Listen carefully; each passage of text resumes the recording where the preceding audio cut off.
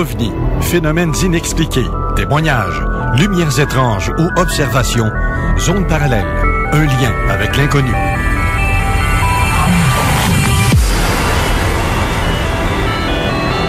Visitez notre site web à l'adresse www.zoneparallèle.com.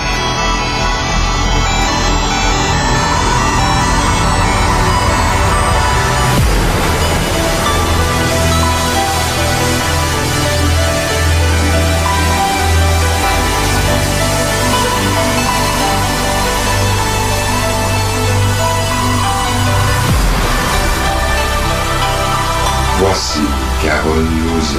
Bon samedi à vous tous et toutes et bienvenue dans la Zone Parallèle, notre première émission de la 4e saison avec ma voix sexy, toute enrhumée, c'est le fun.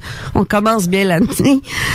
Si je dois faire bilan de tout ce qui s'est passé depuis la première émission, je vais venir à la conclusion que selon les codes d'écoute et tous les témoignages qu'on reçoit à date, c'est que tout comme moi, les auditeurs, qui sont de plus en plus grandissants d'ailleurs, aiment ce genre d'émission et ont soif d'en savoir plus. Et ça me fait vraiment plaisir. Et ça, là, en toute simplicité, pas de flafla, pas de mots à 100 piastres, qu'on comprend rien pantoute de ce que ça signifie.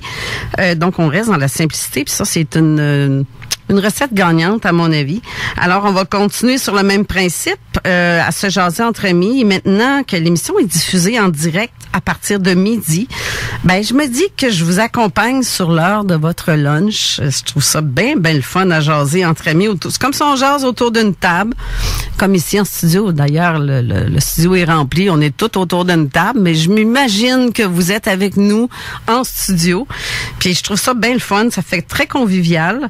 Alors, je me sens comme si on ferait un beau gros repas en famille. Puis je trouve ça bien cool puis bien merveilleux. Bon, ben vous avez été nombreux aussi à me dire que vous aviez hâte que l'émission recommence et j'apprécie grandement de savoir que vous aimez ça. Et si vous avez des suggestions d'émissions à me proposer, des invités que vous aimeriez entendre ou des sujets qu'on pourrait traiter, ne gênez-vous pas. Faites-moi en part avec soit sur la page Zone Parallèle en privé, en message privé, sur la page Zone Facebook ou sur le site web zoneparallèle.com où on va prendre les courriels. Mais et pour ma part, j'ai eu un été très chargé. On a fait presque le tour du Québec à recueillir plusieurs témoignages, passant par Valleyfield, Saint-Stanislas de Kostka, qui est juste à côté. J'ai rencontré le réalisateur Yves Lefebvre, que je salue d'ailleurs, ainsi que les témoins dans ce secteur-là. Et ma foi, j'étais très surprise. J'ai eu un accueil vraiment très chaleureux partout où je suis allée. J'apprécie vraiment que les gens s'ouvrent à moi comme ça, qu'on me raconte toutes ces... lâchez pas. J'ai vraiment... C'est très winner de parler justement de pouvoir s'expliquer à quelqu'un qui comprend le phénomène et qui veut bien, justement, on veut en parler ouvertement. On est aussi allé à Saint-Félicien, au Saguenay, au planétarium, où on a rencontré nos amis astronomes qu'on a reçus ici, Patrick Tremblay et Claude Boivin, du Club des Boréalides. Puis je vous suggère fortement de visiter cet endroit si vous passez dans ce coin-là, parce que c'est très intéressant comme approche et leur présentation, c'est super. Même pour les débutants qui veulent apprendre en astronomie, c'est parfait. Autant pour les enfants que pour les adultes. Ils sont vraiment bien équipés, puis je vous le recommande. On est aussi allé à Pessamit, sur la Côte-Nord, durant notre péripétie, notre périple au Québec. Et on est allé sur la réserve Innu, où il y a des gens qui nous ont... très passionnants, très accueillants aussi. Alors, je fais mes salutations à Michelich Hervieux, qui m'écoute en ce moment. Il m'a raconté son témoignage qui était fort intéressant et incroyable. Je vais vous le présenter durant l'automne, son témoignage. J'ai eu aussi la rencontre de deux chamans super gentils. Je parle de Usheki et Philibert Rousselot, qui sont très connus. Je te dirais, Philibert est très connu aussi à grandeur du Canada, comme Innu, surtout quand il a son costume, puis qui font c'est vraiment là des personnes incroyables, puis sont simples. Surtout. Excusez. Celle-là, je l'ai pas vue venir. Vous savez, le genre de personne que vous rencontrez pour la première fois, mais que vous avez l'impression de toujours les avoir connus. C'est à peu près... c'est ça. Je vais me prendre une petite gorgée de café, je pense. Bougez pas. Ah, ben je vais attendre. Peux-tu me le shooter, s'il vous plaît? Désolée, ça risque d'être comme ça. Je vais essayer de fermer mon micro le prochain coup pour pas vous creuser les oreilles avec ça, là. Bon, bref, c'est ça. J'ai l'impression d'avoir... quand je suis rentrée sur la réserve amérindienne, j'ai eu l'impression d'être chez nous. C'était tellement très, très accueillant, très simple, très... c'est le contact humain aussi qui était très, très fort, je dirais. Puis même, j'ai très hâte de les revoir parce que je sais qu'ils vont venir à Québec à l'occasion. Et si j'ai la chance de retourner à Pessamit, c'est clair que je vais y aller. Puis c'est clair que je vais aller voir mes nouveaux amis parce que puis en plus, j'ai obtenu beaucoup de réponses, ou plutôt, je dirais, des confirmations. Parce que j'ai tout ce que je me posais comme question, les chamans m'ont répondu exactement ce que je croyais. Ça a été magique, complètement. Ben, je vais avoir tellement de matériel audio et vidéo à vous présenter suite à toutes ces belles rencontres. Je vous demande donc d'être patient parce que ça demande beaucoup de préparation pour faire ces montages-là. Petite gorgée. Sérieux, ça commence mal ma saison, mais que voulez-vous? C'est l'automne, c'est le Québec. Bien entendu, on a aussi scruté le ciel à plusieurs reprises en tentant de capter des phénomènes que je qualifie d'inhabituels. Parce que, comme je vous l'ai déjà mentionné, Zone Parallèle n'est pas seulement une émission de radio, mais aussi une équipe d'enquêteurs de recherche au niveau ufologique. Nous sommes des astronomes amateurs, ce qui nous aide à nos recherches, d'ailleurs, afin d'éliminer certaines causes naturelles, parce qu'il y a tellement d'affaires que les gens voient dans le ciel puis qui se demandent « Hey, c'est un ovni? » Non, c'est juste Vénus. C'est tellement fréquent le nombre de fois où à Capella qu'on voit l'étoile qui brille beaucoup de toutes les couleurs, surtout quand elle est en basse altitude. C'est tellement intéressant et c'est tellement pratique d'avoir ces connaissances-là, surtout avec des petits logiciels qui nous aident quand on n'est pas certain nous-mêmes, là. Mais bon, bref, assez parlé de moi. Je vais parler aussi maintenant des gens qui sont en studio parce que je vous jure que c'est vraiment plein. Je trouve ça le fun. On a de l'air tellement d'une belle grande famille et on a tous hâte de prendre le micro chacun à notre tour, je crois. Je regarde Jean-François qui se frotte les mains parce que Jean-François, il est en studio aussi. Bonjour Carole, comment ça va? Ça va bien toi-même? Bien, mon Dieu, je te sens tout épanoui. Genre, je pense que tes vacances t'ont vraiment fait du bien. Malgré ma grippe, ouais je me sens pas pire. Ouais. Ça, regarde. Non, j'ai appris tellement. Non, mais j'ai appris tellement cet été, là. Mais on a des gens de cœur ici en studio, puis ça se ressent, ça se voit. Oui. Si les gens pourraient être en studio avec nous aujourd'hui ou même voir, là, écoute, je vois beaucoup de belle énergie ici aujourd'hui. Ah, c'est clair, clairement. Je dirais que t'as un petit peu 1, 2, 3, 4, 5, 6, 7, 8, 9. On est 9 physiques et un 10e qui est en attente de s'en venir. Fait que, on est une belle gang. On est une belle gang.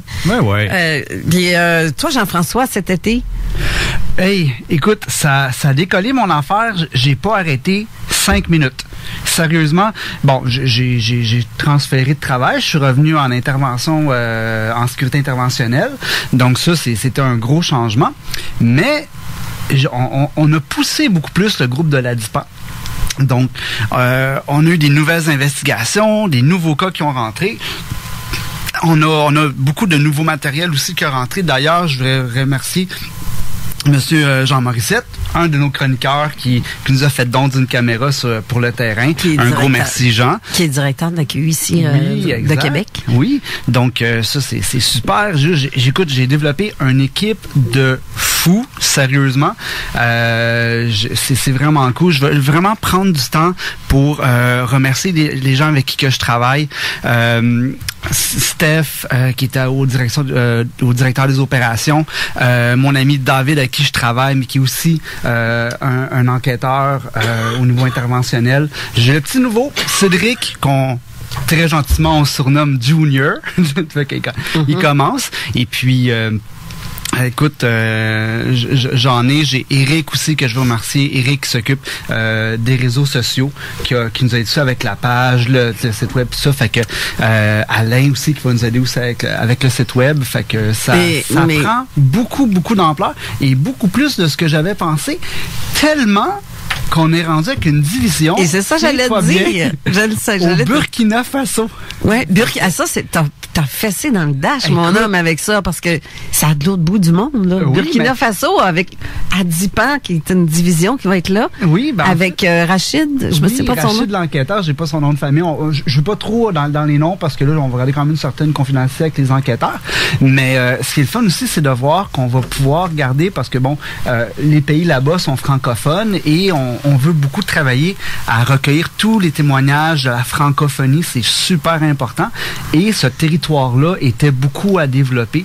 Donc, je dois dire que Rachid fait un travail exceptionnel là-bas avec les moyens qu'il y a aussi. Donc, ça va développer aussi beaucoup. Et on a des cas aussi. On a déjà un cas d'humanoïde vu dans des mines d'or. Là-bas? Oui. Donc, les gens qui connaissent un peu les mythes des Néphilim, des anciens dieux, tous ces mythes-là, on va se retrouver beaucoup avec les dieux qui viennent du ciel, la recherche d'or, donc les Sumériens, tout ça, c'est très, très, très mystérieux. Donc, on va regarder un petit peu plus qu'est-ce qui se passe dans ce coin-là. Donc, de ma part, je veux dire à toute l'équipe qui travaille avec l'Adipan, un gros merci de votre collaboration puis de votre aide parce que vous faites un travail exceptionnel. Mais c'est excellent. Alors, salutations à Rachid de l'autre bout du monde. Oui, l'autre bout du monde qui nous écoute présentement, j'en suis sûr. Oui, il avait dit qu'il écouterait. Est en train de monter son équipe à lui. Donc, j'ai hâte de voir là, pour la prochaine année qu'est-ce qu'il va se donner. Donc, probablement, si on fait des conférences, on devrait avoir déjà des présentations qui vont nous venir de ce pays-là. Tu sais, il a déjà vécu lui-même des trucs, parce qu'on s'est jasé quelques fois là, en privé sur Messenger. Carole, elle a tellement les mains longues qu'elle travaille partout en secret. Elle parle avec mes enquêteurs un peu partout. Oh non, c'est eux autres qui viennent de me jaser. Là. Je ne vais pas te charger. Je pense qu'on a assez une belle équipe. On a aussi Manon aussi qui est en studio. Bonjour Manon. Bonjour Carole, bonjour tout le monde. Ça va bien? Ça va très bien, merci. Manon, tu vas être notre nouvelle Miss Météo aussi à l'émission. Ouais, je vais essayer fort de vous envoyer du soleil. Donc, on a nos deux co-animateurs en studio. Je trouve ça bien le fun de tous vous voir pour la première. Mais aussi, qui est membre dans notre équipe, il y a aussi René Chabot qui est en studio. Bonjour René. Allô Carole. Ça va bien? Allô tout le monde. T'as eu une belle été aussi? Oh que oui. Je suis chargé, mais on s'est vraiment amusé. Oui, tu fais un peu d'observation? Oui, j'ai fait un peu d'observation. J'ai eu beaucoup de témoignages aussi. Et aider des gens à distance. Donc, j'ai eu un beau témoignage là, sur Hotmail d'une dame là, qui était dans la colère, qui était plus capable de vivre, puis que là, elle est toute heureuse, elle est toute joyeuse, sa vie est merveilleuse, parce qu'elle se rend même compte que les gens la regardent différemment. C'est cool. Ah, t'as fait des béquets bobos sur la madame? En 20 minutes au téléphone. Wow! C'est normalement cool, ça. Oui, mais en même temps, puis je vous invite à aller lire les articles de René Chabot sur zoneparallèle.com parce qu'il a écrit un très bel article. D'ailleurs, le dernier qu'il a fait la semaine dernière, il y a 2 semaines. Je l'ai partagé, mais c'est quand même intéressant. Il y a beaucoup de matériel à lire là-dedans. Ben, j'ai voulu y aller avec des faits, des scientifiques, des psychiatres, des psychologues, pour que le débat arrête d'être sur ça n'existe pas, qu'on puisse enfin parler du vrai débat qui est ce que les gens vivent. Ben exactement. Exact, je suis très d'accord. Arrêtons de perdre notre temps à dire ça existe ou ça n'existe pas. Quand tu as le psychiatre John Mack, le plus coté aux États-Unis, qui au début voulait rien savoir de ça, puis que tout à coup, comme la petite métaphore j'ai écrit dans le reportage, là, dans mon blog, a décidé d'ouvrir la porte à quelque chose d'autre. C'est là que ça a changé sa vie complètement. Et il a été vraiment critiqué pour avoir changé son fusil pour un scientifique. Je pense qu'il était au MIT, je pense, ou non, pas MIT. Non.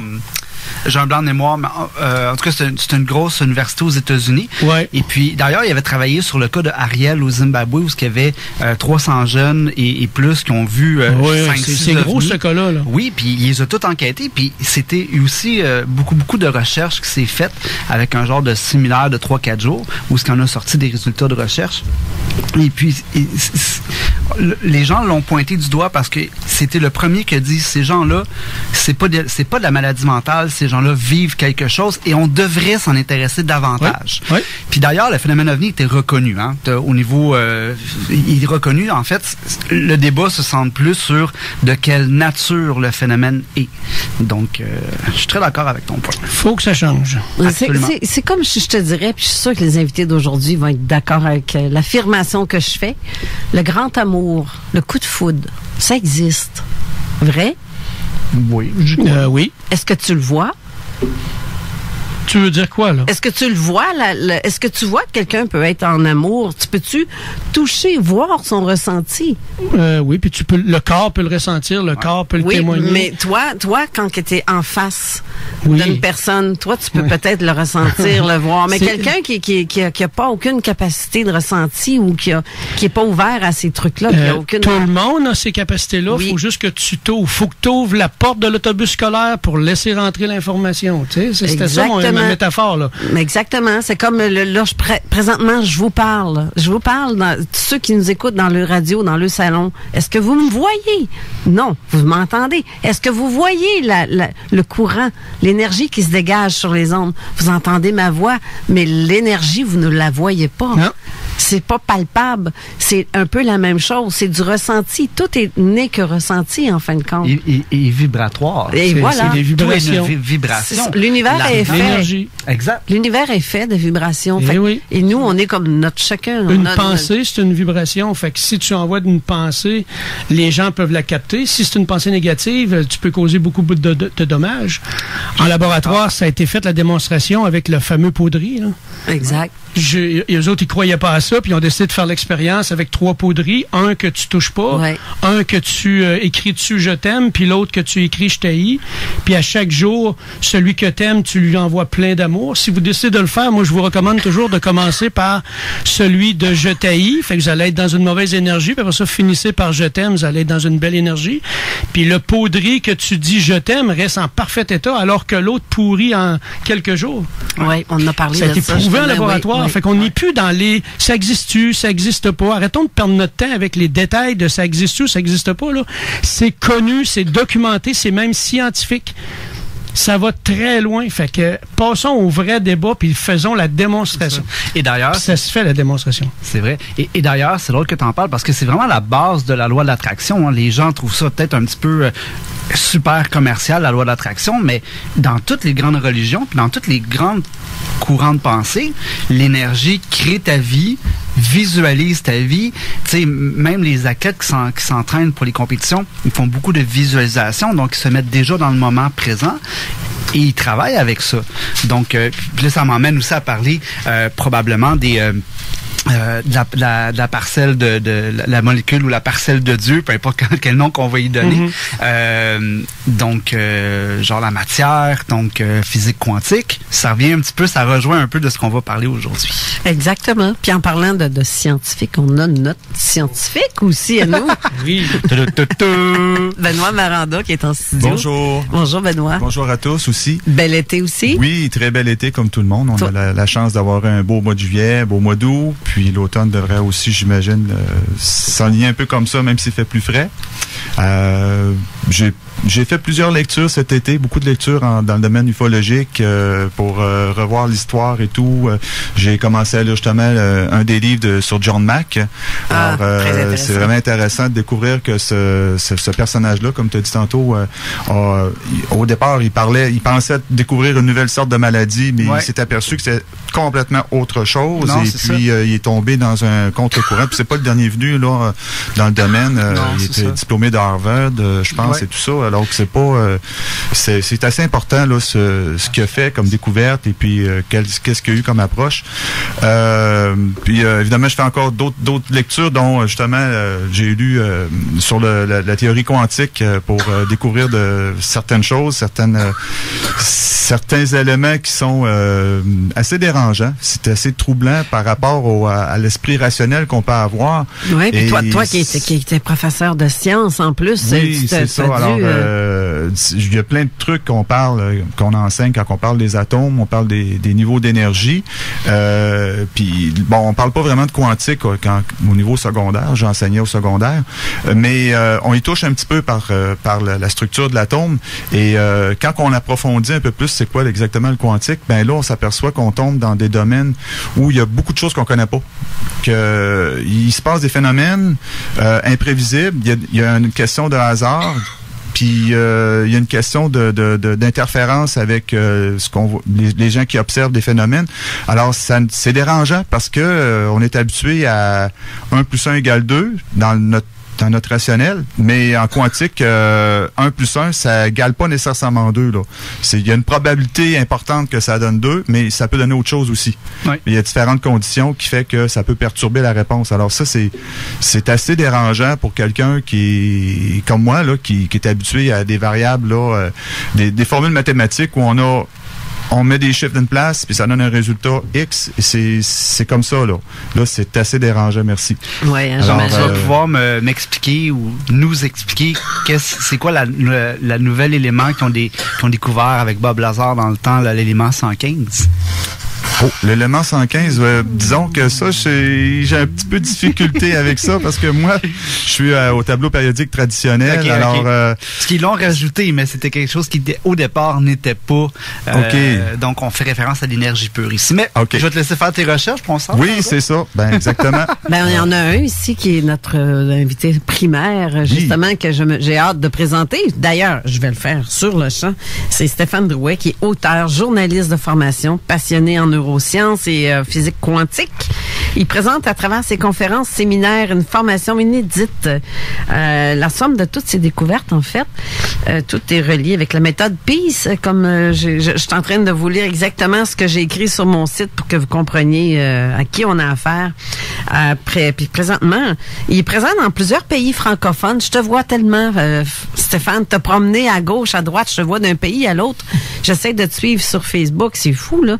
Je sais pas que je t'envie, je suis contente pour toi que tu aies ces expériences-là et tous les décors que tu nous présentes, les endroits que tu vas, je trouve ça vraiment super. Mais en fait aussi, t'as formé aussi les médecins professionnels de la santé et les thérapeutes sur divers horizons. En fait, et depuis, tu collabores à plusieurs magazines. Tu as des ouvrages aussi qui est le Parabole quantique aux éditions Avant-Propos, La révolution quantique de la pensée, L'intelligence quantique du cœur et L'intelligence autonome du corps. C'est la version 2019. Celui-ci, c'est le dernier, si je me trompe. Publié aux éditions d'Angle et Ada pour le Québec, parce que ton livre est disponible au Québec. Bonjour Stéphane. Bonjour au Québec. Bonjour à tous. Ça va bien? Ça va plutôt bien, oui. Je te demanderais juste de t'approcher un peu plus de ton micro. Encore, oui. Ouais, je vais le montrer parce que peut-être que le micro, il est peut-être pas assez. OK, on t'entend bien. Je penserais bien. Alors, si je parle de toi, t'as justement, comme j'ai expliqué, t'as donné t'as aidé certains médecins, certains thérapeutes. En fait, quelle sorte de formation tu leur montres? Quel genre de formation? Alors, je sais pas si je vais résumer en quelques instants. C'est toujours difficile de résumer. Ça, c'est pas mon fort de résumer quelque chose qui pourrait prendre des heures. Je vais faire de mon mieux. Les formations aujourd'hui, on essaye de proposer des thérapies, des approches qui sont au croisement de plusieurs disciplines, comme tu l'évoquais tout à l'heure, mettent en évidence finalement les interactions dans l'invisible. Okay. Là, on est tous en train d'interagir. Exact. Voilà. On est tous en train de partager nos mémoires. Nos mémoires, alors vous savez que les scientifiques cherchent où est la mémoire depuis déjà des siècles. Hein, et en fait, on ne sait pas où est la mémoire. Certains scientifiques vont émettre que cette mémoire, elle est autour de nous. Sous forme de champs invisibles. Moi, je parle souvent de bulles qui nous entourent. Des bulles qui peuvent émettre sur plusieurs mètres.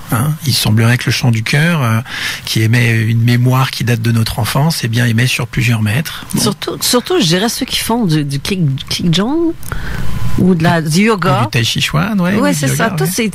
Ils dégagent encore plus ces personnes-là parce qu'il y a quelque chose qui... C'est ça. Ça les fait développer quelque chose de... Sauf qu'aujourd'hui, on a des appareils qui permettent de mesurer ça. Ah oui.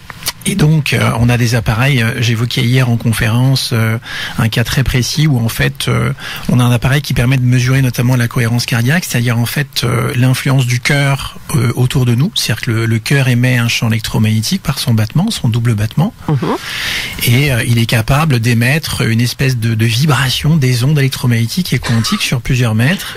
Et on se rend compte qu'en fait, quand on mesure cette cohérence cardiaque sur un appareil, avec des appareils qui sont dédiés à ça, qu'on appelle des appareils de thérapie quantique, qui ont été développés par des Russes, par l'aérospatiale russe il y a plusieurs années, donc c'est très sérieux. La physique la plus aboutie aujourd'hui, celle qui est la plus avancée, c'est celle qui vient de Russie. Ah ouais. Ouais, tout à fait. Et on aurait pu. Je pensais que ça aurait été les États-Unis. Non, du tout. Non, par contre, au niveau des neurosciences, les Américains sont très avancés sur le sujet. Donc on est vraiment sur deux pôles complémentaires. La Russie qui est plus avancée en physique quantique et les États-Unis plus avancés au niveau des neurosciences. Parce qu'aujourd'hui, on parle beaucoup des neurosciences de la tête, mais on n'évoque pas les neurosciences du cœur, les neurosciences du ventre, les neurosciences du corps, à travers peut-être ce qu'on va évoquer tout à l'heure, qui sont les fascias, toutes ces membranes qui nous entourent et qui sont des structures typiquement quantiques. Tout à l'heure, tu évoquais différents états quantiques. En fait, il y en a un qui est connu aujourd'hui de la physique, qui est l'état des superpositions, superposition d'états, qui nous dit qu'en fait, on peut être dans deux états différents à la fois. Et on voit que dans le corps, on peut être à la fois matière et solide en même temps. On a des structures qu'on appelle les cristaux liquides, avec un grand chercheur en France qui s'appelle Michel Mithoff au CNRS, qui est vraiment l'artiste en la matière, et qui met en évidence qu'en fait, ces structures, elles sont faites à la fois d'eau et de collagène. Exactement. Et que ces brins de collagène, en fait, ils tournent sur eux-mêmes parce que ils sont sous forme hélicoïdale.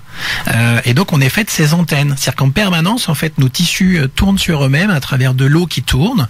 À chaque fois qu'on a une pensée, une émotion, une sensation, eh bien, cette eau, elle tourne sur elle-même à travers ces brins de collagène. Et on est en mesure d'échanger de l'information dans l'invisible. Tu évoquais tout à l'heure ces ondes qu'on échange à travers nos pensées, nos sensations, nos désirs. Eh bien, on échange justement cet invisible en permanence. Et on a beaucoup plus d'activités qu'on échange dans l'invisible que dans le visible à travers nos 5 sens. Ça, c'est une révolution. Et donc, on forme ces médecins, ces professionnels, justement dire, mais finalement, la santé aujourd'hui, est-ce qu'on peut pas la concevoir dans, je dirais, une perspective beaucoup plus large, qui est que finalement, quand on a un être humain qui vient, moi, j'ai des personnes que je reçois en consultation, et je me souviens d'une femme, il y a encore quelques temps, qui était venue me voir et qui me disait, mais à partir du moment où cet homme est rentré dans ma vie, sans même échanger par la parole, par, je sais pas moi, se dire quelque chose, se toucher, eh bien, j'ai commencé à être malade. Ah oui, j'ai commencé à avoir la maladie de Crohn, tu vois. Juste le fait d'échanger de l'information de champ à champ, de bulle à bulle, et on a de la santé ou des pathologies qui s'installent comme ça. Alors, c'est pas dire que l'autre est responsable, c'est dire que la relation crée cela. Ça veut dire que la relation avec cet homme me rappelle, c'était le cas en l'occurrence, me rappelle la relation avec ma maman par exemple, qui était une pervers narcissique, et mon corps était capable de percevoir de manière intelligente qu'en fait cette relation me rappelait ma relation avec maman, et mon corps réagissait de la même façon de manière conditionnée. Waouh. Tu vois. Oui. Donc on apprend finalement petit à petit à partager avec ces professionnels une approche qui est différente, qui parle de l'invisible, qui parle des ondes, qui parle des relations dans l'invisible que l'on crée finalement. Et on leur apprend surtout à faire en sorte que notre corps réagisse différemment. Comment le corps pourrait faire pour réagir différemment, non plus de manière conditionnée, mais être capable d'accueillir cette relation avec beaucoup plus de dilatation, de neutralité, de paix. Et on leur apprend justement à développer la technique du PIS dans leur consultation et l'intégrer.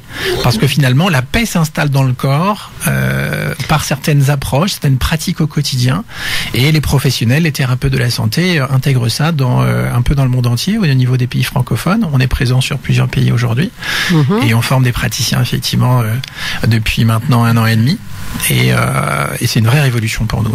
Et je suis sûre en plus qu'il y en a plein de ces personnes-là qui nous écoutent à travers le monde, parce qu'on est écoutés en Europe beaucoup, mais aussi en Afrique, croyez-le ou non. En Afrique, on nous entend de partout. Tous les pays francophones nous écoutent. Même aux États-Unis, il y a plusieurs personnes qui nous écoutent à partir de là, ceux qui sont du Québec et qui sont... mais probablement que tu as des thérapeutes qui nous entendent et qui vont vous le dire... Hey, je veux parler avec ce gars-là, moi. C'est clair. Ça marche si on veut tasser l'ancienne belle-mère, ça?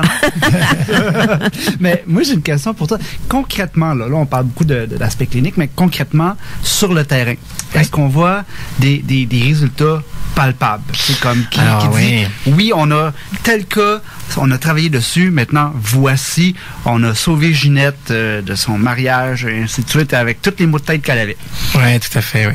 Alors, en fait, on vit ça au quotidien. C'est un peu parfois, ça fait un peu, je dirais, tourner la tête. On vit des guérisons aussi un peu miracles. Hein. Alors, j'en ai quelques-unes, si ça vous intéresse à partager. J'ai le cas de Laurent qui me revient, qui m'a beaucoup touché, que j'avais rencontré il y a à peu près 1 an maintenant. Laurent était atteint d'ataxie cérébelleuse. Alors, je ne sais pas si vous le savez, mais en fait, c'est le cervelet qui ne sait plus coordonner les mouvements et il était incapable de marcher correctement comme vous et moi. Et donc, c'était très handicapant dans son quotidien. Il avait aussi des difficultés d'élocution puisque la coordination se fait au niveau des sens aussi. Je reçois Laurent et on travaille sur une expérience de son passé où la grand-mère vivait avec toute la famille, elle était toute puissante, elle décidait de tout et on voyait que finalement l'enfant lui avait très très mal vécu cette période et donc on travaille avec le PIS sur justement cette expérience, il rentre dans son corps, il lâche justement toutes ces crispations, toutes ces sensations difficiles de l'enfance et puis on perd contact. Souvent j'ai des gens qui ne m'appellent pas pendant un certain temps, on ne sait pas ce qui s'est passé et 6 mois après il me rappelle. Et il me dit, écoute, j'aimerais travailler sur un autre sujet. Je lui dis, oui, mais dis-moi un peu ce qui s'est passé quand même depuis. Il me dit, je marche maintenant. Et là, j'ai la bouche qui s'étend, vous imaginez, qui s'ouvre toute grande. Je dis, ah bon? Et ça paraît évident. Je lui dis, oui, non, mais maintenant je marche normalement. Voilà. Et là, vous imaginez les émotions qu'on peut vivre au quotidien où cette personne, une autre femme qui me revient là il y a encore quelques temps, c'est plus récent, qui avait des difficultés d'élocution, c'est-à-dire qu'en fait, elle avait vécu, je pense surtout au deuil de son papa, qu'elle avait vu brûler devant elle lors de la crémation, et ça avait été vraiment un choc pour elle. Et ça lui avait un peu coupé le souffle. Elle était incapable de parler correctement avec une élocution, je dirais, fluide. Et donc, elle était obligée de s'arrêter toutes les 10 secondes pour respirer. Et donc alors la consultation était un peu difficile parce que finalement ce qui devait durer 1 heure pouvait durer 2 heures, vous imaginez, et en même temps on pouvait sentir qu'on souffrait pour elle parce que c'était une telle difficulté de parler pour elle. Et donc on revit cette expérience et elle s'abandonne totalement à toutes ces sensations de l'époque parce qu'en fait le passé il est encore dans notre corps. Hein. Et là se passe quelque chose au moment où quelque part elle se révolte un petit peu sur ce qui était en train de se passer dans son corps face à c'est son papa qui brûlait face à elle. Tout à coup elle se met à parler normalement. Et là on a pleuré ensemble. Wow. Et ça arrive très régulièrement. Hein. Cette femme, je pense à une praticienne qui s'est formée il y a quelque temps, qui nous confiait en fait que elle avait des cicatrices au pied depuis déjà un bon bout de temps suite à des opérations, et que au bout d'un séminaire, en fait, ces cicatrices, elle avait découvert dans son bain que ces cicatrices avaient disparu. Hein, ou ces personnes qui ont des difficultés à mettre au monde, vous savez, l'endométriose, je ne sais pas si ça vous parle. Oui, j'ai eu ça.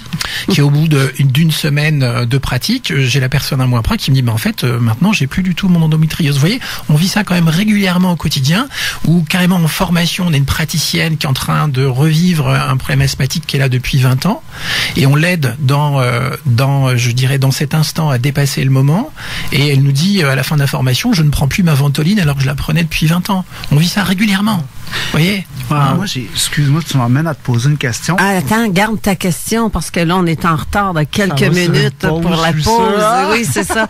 On va prendre une pause. Garde ta question pour après la pause. Venir, je suis sûr. Oui, peut-être. Mais c'est parce qu'en même temps, il restait l'autre invité qu'on n'a pas encore présenté, mais on va le faire au retour de pause aussi avec Manon qui va faire aussi un petit clin d'œil à la météo.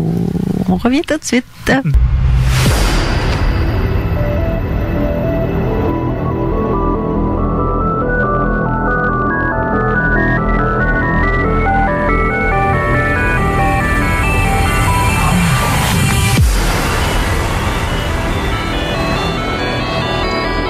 De retour en studio, on a Manon. J'aimerais ça que tu nous parles un peu de la météo à venir, s'il te plaît. Pour l'instant, je suis porteuse de mauvaises nouvelles parce qu'il annonce de la pluie encore pour aujourd'hui, toute la nuit, encore jusqu'à demain. Demain, par contre, je vous apporte le beau rayon de soleil. La température devrait varier entre 11 et 18 et je crois qu'on va avoir un très bel après-midi. Ça va être un ciel variable, mais tout le moins sans pluie. Pour demain? Pour demain. OK, ça va terminer bien en beauté le week-end. C'est bien. On va en profiter un peu. Oui, un petit peu. Je vous ai pas présenté notre dernier invité qui est Jean Rivet. Bonjour, Jean. Bonjour, ça va bien? Ben oui, ça va bien toi-même. Ben oui, super. Toi, Jean, pour parler de toi vite fait un peu, puis on va revenir avec toi tantôt pour la fin. Tu es directeur général de Radio Mieux-être. Général, c'est un peu fort, mais directeur, oui. OK. Quoi, il n'y a pas 50 directeurs, non, dans le fond, fait que c'est pour ça qu'il n'y en a pas de général. Mais bref, c'est quoi Radio Mieux-être? Radio Mieux-être, c'est un peu comme ici, c'est une émission qui veut développer du contenu original sur des thèmes qu'on n'aborde pas dans la radio traditionnelle, c'est-à-dire le paranormal, la psychologie, la croissance, la spiritualité. Il y a beaucoup à dire sur ces domaines-là. Ben oui. Puis c'est dans le coin de Montréal. Laval. Précisément, juste en périphérie de Montréal. Est-ce que c'est une radio web ou une radio fixe? Oui, essentiellement web, longtemps diffusé sur le AM. OK. Ouais. Mais moi, vraiment, ce que je fais principalement, je fais de la radio, bien entendu, mais je fais aussi, je suis un promoteur de conférences. Justement, avec Vox Populi. Ouais. .tv, je trouve tellement que tu reçois des gens d'un peu partout dans le monde. Tu m'impressionnes sérieusement. J'ai pas vu... Ouais. Je suis un genre de monsieur bingo de la conférence. non, mais j'en reçois beaucoup. Puis c'est toujours d'inattendu. Mais en général, c'est assez gagnant. Ouais. Puis je reçois principalement des francophones. Mais là, cet été, j'avais des conférenciers anglophones. Ouais, comme Michael Sala. Et Ben Alexander. On a eu monsieur Sala, oui, Michael Sala, que j'ai rencontré avec Jean-Charles Moyen. Et puis, c'était vraiment super. Il y a eu Freddy Silva aussi, qui est un type hyper intéressant qui parle beaucoup de tout ce qui se fait comme recherche archéologique sur les anciennes civilisations. Hyper fascinant. Il va revenir l'été prochain. Vraiment, Freddy Silva. Ça, c'est intéressant. Hey, mon Dieu. Mais t'as vraiment de la grosse pointure. T'as eu aussi plusieurs fois Dr Jean-Jacques Charbonnier. Ouais, pas cette année. Monsieur Charbonnier, c'était il y a peut-être 2-3 ans, mais celui que j'avais cette année à nouveau, c'est Eben Alexander. Ça, là, c'est dans la même pointure, si on voudrait, ça. Mais... Eben Alexander, pas le colonel. Non. Sérieux, il est vraiment très, très bon. Ouais. Est-ce que tu penses peut-être faire venir Nasser Aramain, peut-être? Nassim Aramain, vous savez qu'il était, en fait, c'est un Iranien d'origine, qui a vécu en Suisse, qui est venu vivre au Québec, à Montréal, à Outremont, avec sa famille. Mais quand on l'écoute parler, Nassim, il parle avec un accent québécois. Oui. Ben oui. Oui, je suis en contact avec lui, puis ça fait comme 2 ans que je le talonne pour qu'il vienne. Puis on a fait une entrevue à un moment donné avec Richard Glenn à ma station, avec lui. Et puis, il est super gentil, mais il est super sollicité parce qu'il est bon, il est intéressant, il est pertinent. Fait que tout le monde se l'arrache. C'est vrai. Il n'a pas eu son prix. Il n'avait pas été pour comment ça s'appelle, cette espèce de prix-là, pas de la paix, mais des découvertes ou je sais pas quoi. Oui, sa théorie du spin. Oui, c'est ça. Je sais pas, peut-être tu es au courant. Moi, j'ai pas cette information. On sait pas, mais c'est ça, moi non plus. J'ai eu le prix. Je sais qu'il est en nomination, mais je pourrais pas, j'ai pas le nom du prix en temps, mais je sais qu'il est en nomination pour quelque chose de très gros, là. D'ailleurs, ses conférences sur l'énergie, l'étoile de la vie, et ainsi de suite. Il a fait un lien un peu partout avec les temples, un peu partout dans le monde. Ce qui a comme complètement révolutionné l'archéologie. C'est quelqu'un qu'il faut suivre, puis c'est quelqu'un qui va sûrement venir au Québec d'ici quelques mois. Il faut. Écoute, ça, c'est un peu comme quand François Beaubois a reçu Jacques Vallée à l'Université de Laval. Ça va être la même genre... François, j'ai revu François il n'y a pas tellement longtemps. Ah ouais? Oui, là, il travaille sur son site web. Oui, d'ailleurs, j'ai donné un coup de main il n'y a pas tellement longtemps. Tiens, le monde est petit. Oui, c'est ça. Puis il allait bien. Il travaille avec Emilio. Oui, Zino. Il travaille très, très, très fort. Mais mais tu vois, c'est le genre de conférence que mon Dieu, que je paierais tellement pour Nasser Aramain, Jacques Vallée, l'autre. J'aurais aimé ça, moi aussi, l'avoir. Ça serait le fun. Puis à Lévis. Moi, j'aime beaucoup venir dans le coin, là, fait qu'on va revenir avec du bon contenu. Oui, ça serait fort intéressant. Ben oui, Stéphane, c'est fait 2 fois, 2 années. Ça fait 2 ans que je viens, oui. Ça fait au moins 5 fois je viens à peu près, à peu près ça, oui. Ben, c'est ça, on s'est rencontrés l'année dernière. J'étais enrhumée.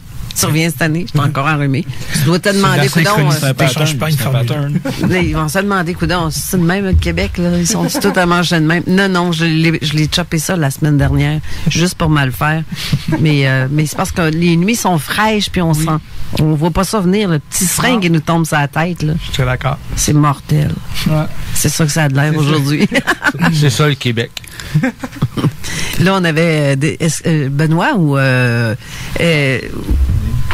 ou René, est-ce que vous aviez des questions, justement? Il me semble que vous aviez des questions à poser oui. À notre invité. Stéphane, c'est parce que tout à l'heure, quand tu as fait ton introduction et tout, tu as touché à plein de choses en lien avec la théorie quantique, mais appliquée au domaine, je vais peut-être mal l'exprimer, mais peut-être au domaine psychologique. Moi, quand j'ai commencé, parce que j'ai justement écouté l'entrevue que tu as réalisée avec Carole l'année passée pour me faire une idée, puis je suis allé fouiller un peu aussi sur différents sites Internet pour voir tes vidéos et tout. Et là, je me suis dit à un moment donné, écoute, là, la théorie quantique, puis après ça, ce que toi, tu abordes, je me disais, il me semble que le mot quantique est galvaudé pas mal.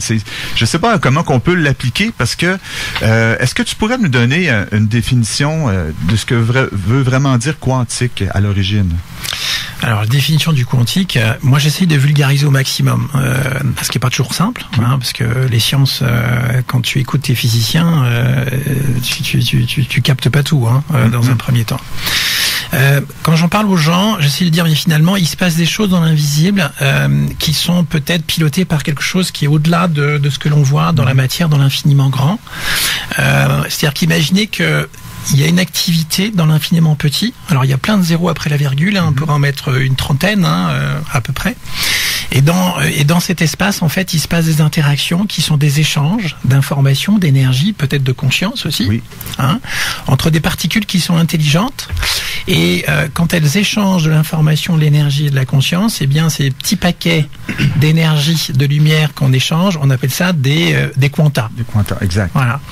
Et donc, les physiciens sont intéressés à l'infiniment petit, et quand ils sont allés regarder comment fonctionnaient ces quantas, comme tu l'évoquais tout à l'heure en début d'émission, on s'est rendu compte qu'en fait, ça faisait tourner la tête. C'était vertigineux. Ah oui. Et c'est vrai qu'aujourd'hui, le mot quantique, on l'utilise un petit peu à toutes les sauces, c'est clair. Et aujourd'hui, c'est encore un petit peu de mal à rentrer dans le domaine de la psychologie, de la psychothérapie, parce que officiellement, on n'a pas encore dit qu'en fait, les cerveaux avaient une activité qui générait des effets quantiques. En tout cas, c'est pas partagé par le monde des physiciens, je dirais, majeurs, le courant majeur, mais on a de plus en plus de physiciens qui sont indépendants. On parlait de Nassim Haramein tout à l'heure, qui en parle très bien, qui petit à petit mettent ça en évidence. Donc, tu sais que la nouveauté, elle part d'un premier qui dit qu'en fait, c'est différent de ce que disent les autres. Tu vois ce que je veux dire, Et en général, les plus belles théories, elles sont parties de pionniers, qui à un moment s'autorisent à dire, bah non, en fait, ça peut peut-être fonctionner différemment, les amis. Voilà. Donc, ils sont de plus en plus nombreux. Je pense à des physiciens avec lesquels j'ai fait des conférences, comme Philippe Guillemant aussi, qui est un physicien du temps et de la conscience, qui en parle très très bien. Que j'évoque assez régulièrement. Donc, si tu veux, quand je parle de la physique quantique aux gens, je leur dis, mais finalement, quand vous échangez des pensées, des émotions, des sensations, eh bien, ça stimule des échanges entre les particules, et puis ça crée des réactions dans le corps. La physique qui est apparue depuis les années 2000 commence à créer des liens entre l'infiniment petit et l'infiniment grand. Et on se rend compte que finalement, au départ, on disait que les lois étaient différentes, et puis maintenant, on en doute de plus en plus. On doute de plus en plus du fait que les lois soient différentes dans l'infiniment petit, comme ce que l'on voit là. Là, je suis en train de toucher Jean, la matière. Et donc, petit à petit, les chercheurs mettent en évidence des réactions au niveau de la cellule, qui sont des effets quantiques. Et donc, une cellule, aujourd'hui, si on va dans les neurosciences et la psychothérapie, on sait qu'elle est largement influencée par les pensées, les sensations et les émotions. Ça va être peut-être un petit peu le sujet qu'on va évoquer tout à l'heure. Si tu me permets, j'aimerais ça revenir sur 2 points essentiels, parce que c'est mon côté rassurant. J'aime ça de m'accrocher à des choses qu'on sait qui sont extrêmement concrètes au point de vue science. Bien sûr. Alors, au niveau de la théorie quantique, il y a eu des expériences qui ont été faites, puis il y a certainement 2 choses sur lesquelles je voudrais mettre en évidence qui sont en lien avec ce que tu mentionnes. C'est l'intrication quantique. Alors, on est capable d'avoir deux particules qui sont intriquées, c'est-à-dire qui sont, entre guillemets, on pourrait dire peut-être en résonance, et on les sépare. Et puis, on peut aller théoriquement jusqu'à l'infini. Et on modifie quelque chose dans l'état quantique de une, et ça se répercute instantanément sur l'autre, peu importe la distance. Alors là, ça amène des paradoxes, comme au sujet de la vitesse de la lumière, mais ça a été réalisé expérimentalement, et ça a été prouvé expérimentalement avec dans les laboratoires. Toutefois, ça se fait toujours avec des rayons, avec les lasers, des miroirs. Alors donc, on est quand même expérimentalement assez limité. On n'a pas prouvé qu'on pouvait déplacer un photon sur la Lune encore et puis faire une intrication quantique, mais par contre, on a réussi à le faire sur quelques kilomètres de distance. Entre électrons, oui. Oui, c'est ça. Et puis, si on parle d'intrication quantique et on ramène ça à notre niveau, souvent, un peu ce que tu disais tantôt, quand la personne se sentait malade, elle avait été en contact avec une autre personne, tout d'un coup, elle se sentait malade de la même façon. Alors là, ça fait vraiment penser à peu près à ce même concept-là. Oui, c'est un bon exemple. Puis, c'est ce qui est très, très intriguant. Puis on n'a pas de... Bon, je pense que tu as plus d'informations que moi à ce niveau-là, mais on peut pas faire autre chose que de faire des associations sans nécessairement le prouver. Alors, je peux vous relater deux expériences qui sont intéressantes. J'ai commencé à l'évoquer tout à l'heure, puis après, je suis parti sur autre chose. Ça, c'est un peu moi. En fait, cette expérience de la mesure de la cohérence cardiaque qu'on peut faire avec un appareil de thérapie quantique. Alors ça, je l'ai vraiment reproduit plusieurs fois, parce que moi, ce qui m'intéresse, c'est pas juste se contenter d'une expérience, c'est de la reproduire. Ce qui ne fait pas une vérité, mais c'est intéressant, peut-être de partager. Tu te mets à 4-5 mètres de la personne ne te voit pas. C'est-à-dire qu'elle ne peut pas, en fait, elle a les yeux fermés, tu es dans son dos, et on va mesurer avec un diagramme qui va se faire naturellement avec ces appareils de thérapie quantique, en fait, comment la cohérence cardiaque évolue. D'accord ? Donc tu la mesures, tu lui mets des électrodes. Voilà, des électrodes. Et puis on en mesure en temps réel de mesurer sa cohérence. Donc son battement de cœur, est-ce qu'il est régulièrement irrégulier? Ça paraît un peu bizarre. Je ne veux pas entrer trop dans le propos, mais bref, donc c'est ce qu'on mesure. Tu laisses passer 1 minute. Tu as déjà un tracé qui commence à se faire, d'accord ? Tu vois si la personne a un rythme qui peut lui amener de la santé au quotidien. Et puis tu fais un pas, toi. Elle est dans un esprit un peu méditatif, donc si tu veux, imagine que tu es une moquette, elle n'entend pas ce qui est en train de se passer. Et puis tu fais un deuxième pas.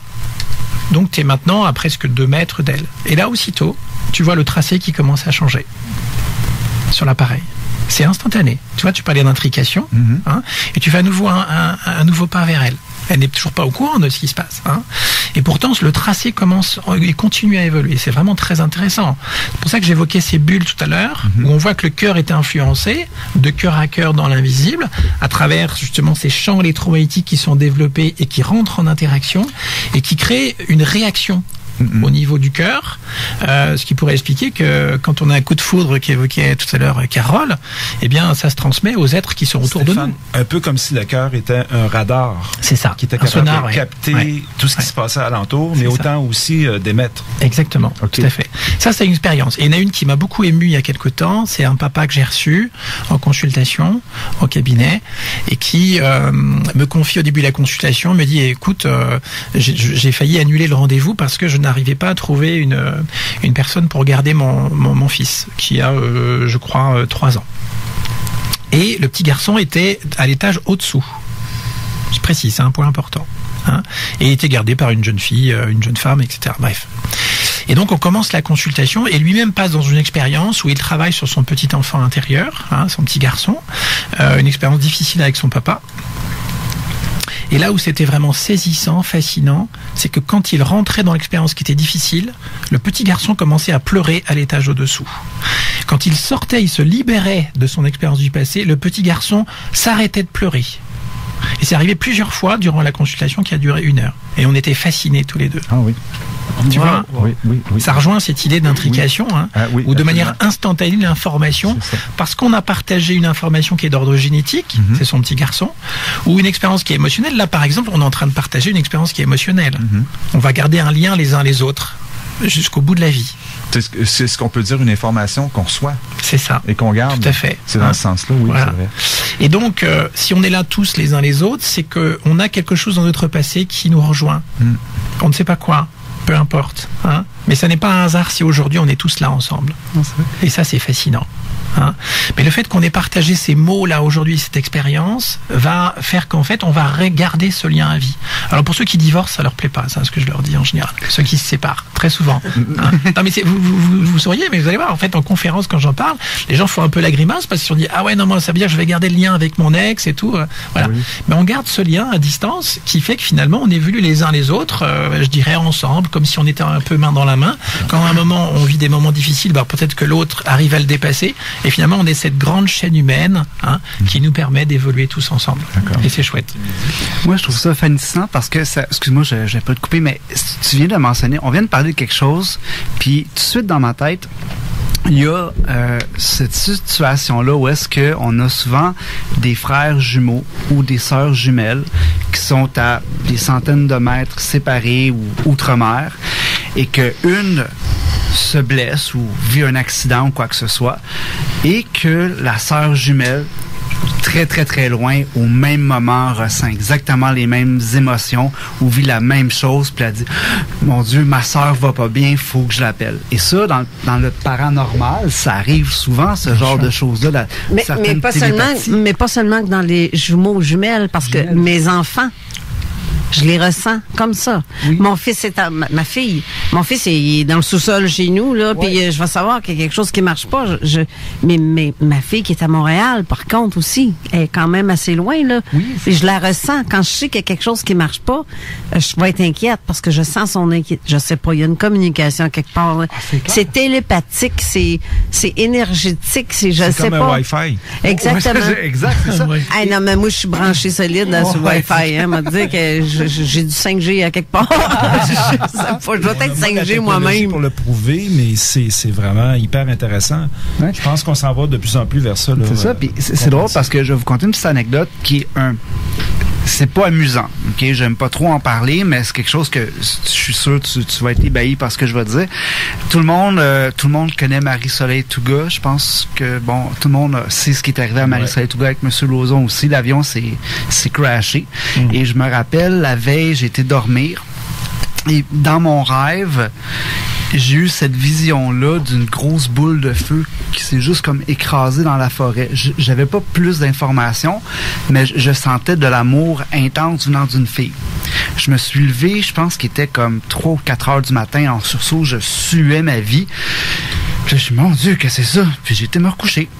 Et quand je me suis levé le matin, je pense dans le temps c'était TVA ou si je ne me rappelle pas trop, on venait tout juste d'annoncer le décès de l'écrasement de l'avion de Marie-Soleil Touga.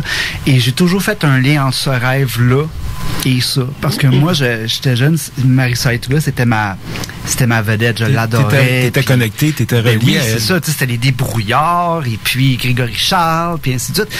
Mon frère, d'ailleurs, a participé aux débrouillards, il a fait la partie de la revue Les Débrouillards. Donc, tu vois, ça vient un peu confirmer ces choses-là. Et tantôt, c'est drôle parce que moi, j'aime beaucoup Deepak Chopra, je lis beaucoup lui, puis Wayne Dyer, Esther Hicks, c'est des gens que j'aime beaucoup. Et tantôt, tu as fait référence à quelque chose que j'aime beaucoup. Lui travaille avec ce qu'il appelle le champ unitaire. Donc, cette poche invisible-là qui contient toute la connaissance universelle qu'on peut influencer, qu'on peut juste se connecter puis changer notre vie par rapport à ça. Donc, elle existe quand il porte une attention particulière et disparaît quand on porte notre attention ailleurs. Donc, ça veut dire beaucoup de choses, là, tu sais. Ben, en fait, les physiciens disent souvent que le champ qui nous entoure, cette espèce de matrice qu'on ne voit pas, qui est invisible et qui pourtant est présente, fonctionne comme un espèce de super liquide, comme un espèce de grand océan. Et qu'à chaque fois qu'on émettrait une sensation, une émotion et une pensée, on serait capable finalement d'avoir une influence comme si on venait de nager un petit peu dans cet océan, on avait une influence sur chacune des vagues de cet océan. Wow. Et que ça crée des effets autour de nous, comme je l'évoquais il y a quelques instants, entre ce papa et son petit garçon. Et de manière instantanée. Wow. C'est ça qui est absolument fabuleux et fascinant. Oui, puis pour ajouter à ce que tu expliquais tantôt, Stéphane, lors d'une formation, j'ai expliqué à une fille comment se connecter sur quelqu'un pour ressentir ce que l'autre vivait, OK? Puis il y avait une dame qui était dans le cours, puis elle était agressive cette journée-là, puis elle était méchante avec le professeur. Fait que quand je suis arrivé, j'ai travaillé juste en énergie à distance pour qu'elle se calme. Elle s'est calmée. Et pendant qu'on faisait la pratique d'hypnose, on pratiquait une technique, une des dames est arrivée à côté de moi, puis j'ai dit, Gab, veux-tu que je t'enseigne comment te connecter sur les gens? Puis on regarde, puis là, c'était la dame agressive qui était en transe, mais sérieuse, elle bougeait pas, elle voulait pas participer. Fait que j'ai dit à la fille, fais juste te connecter sur elle et demande-lui ce qu'elle a de besoin. Elle l'a fait, puis tout de suite, elle a fait, elle me demande de l'amour. Parfait, envoie-lui de l'amour. Fait que communication entre les corps. Puis tout de suite, on a vu le sourire apparaître dans le visage de la dame qui est en transe. Elle s'est mise à gesticuler. Et pendant qu'on le fait, quand tu commences à faire ça, tu places ton corps dans un état de, comme s'il était au travail, de dire, OK, là, je dois ressentir ce qui est autour. Comme je me retourne pour parler à celle que je venais de lui montrer, je me mets à pleurer comme un bébé. Je fais, oh. Il y a quelqu'un ici qui est triste. Puis là, je l'ai su tout de suite. C'était un garçon qui était dans le coin. Fait que j'ai dit, connecte-toi sur lui, demande-lui ce qu'il a de besoin. Puis là, elle dit, il a besoin d'amour, lui aussi. Parfait. Donne-lui. Fais juste lui envoyer de l'amour. On a vu son visage changer, mais on a su par après que ce garçon-là qui pleurait, la raison pourquoi je me suis mis à pleurer tant que ça, c'est que lui avait perdu tous ses amis au lac Mégantic.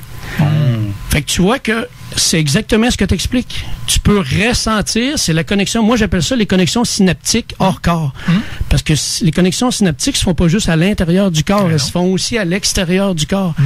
J'ai plein d'exemples comme ça que je vis avec les gens, puis j'aime ça le faire vivre des choses comme ça, parce que c'est tout le monde qui peut le faire. Là.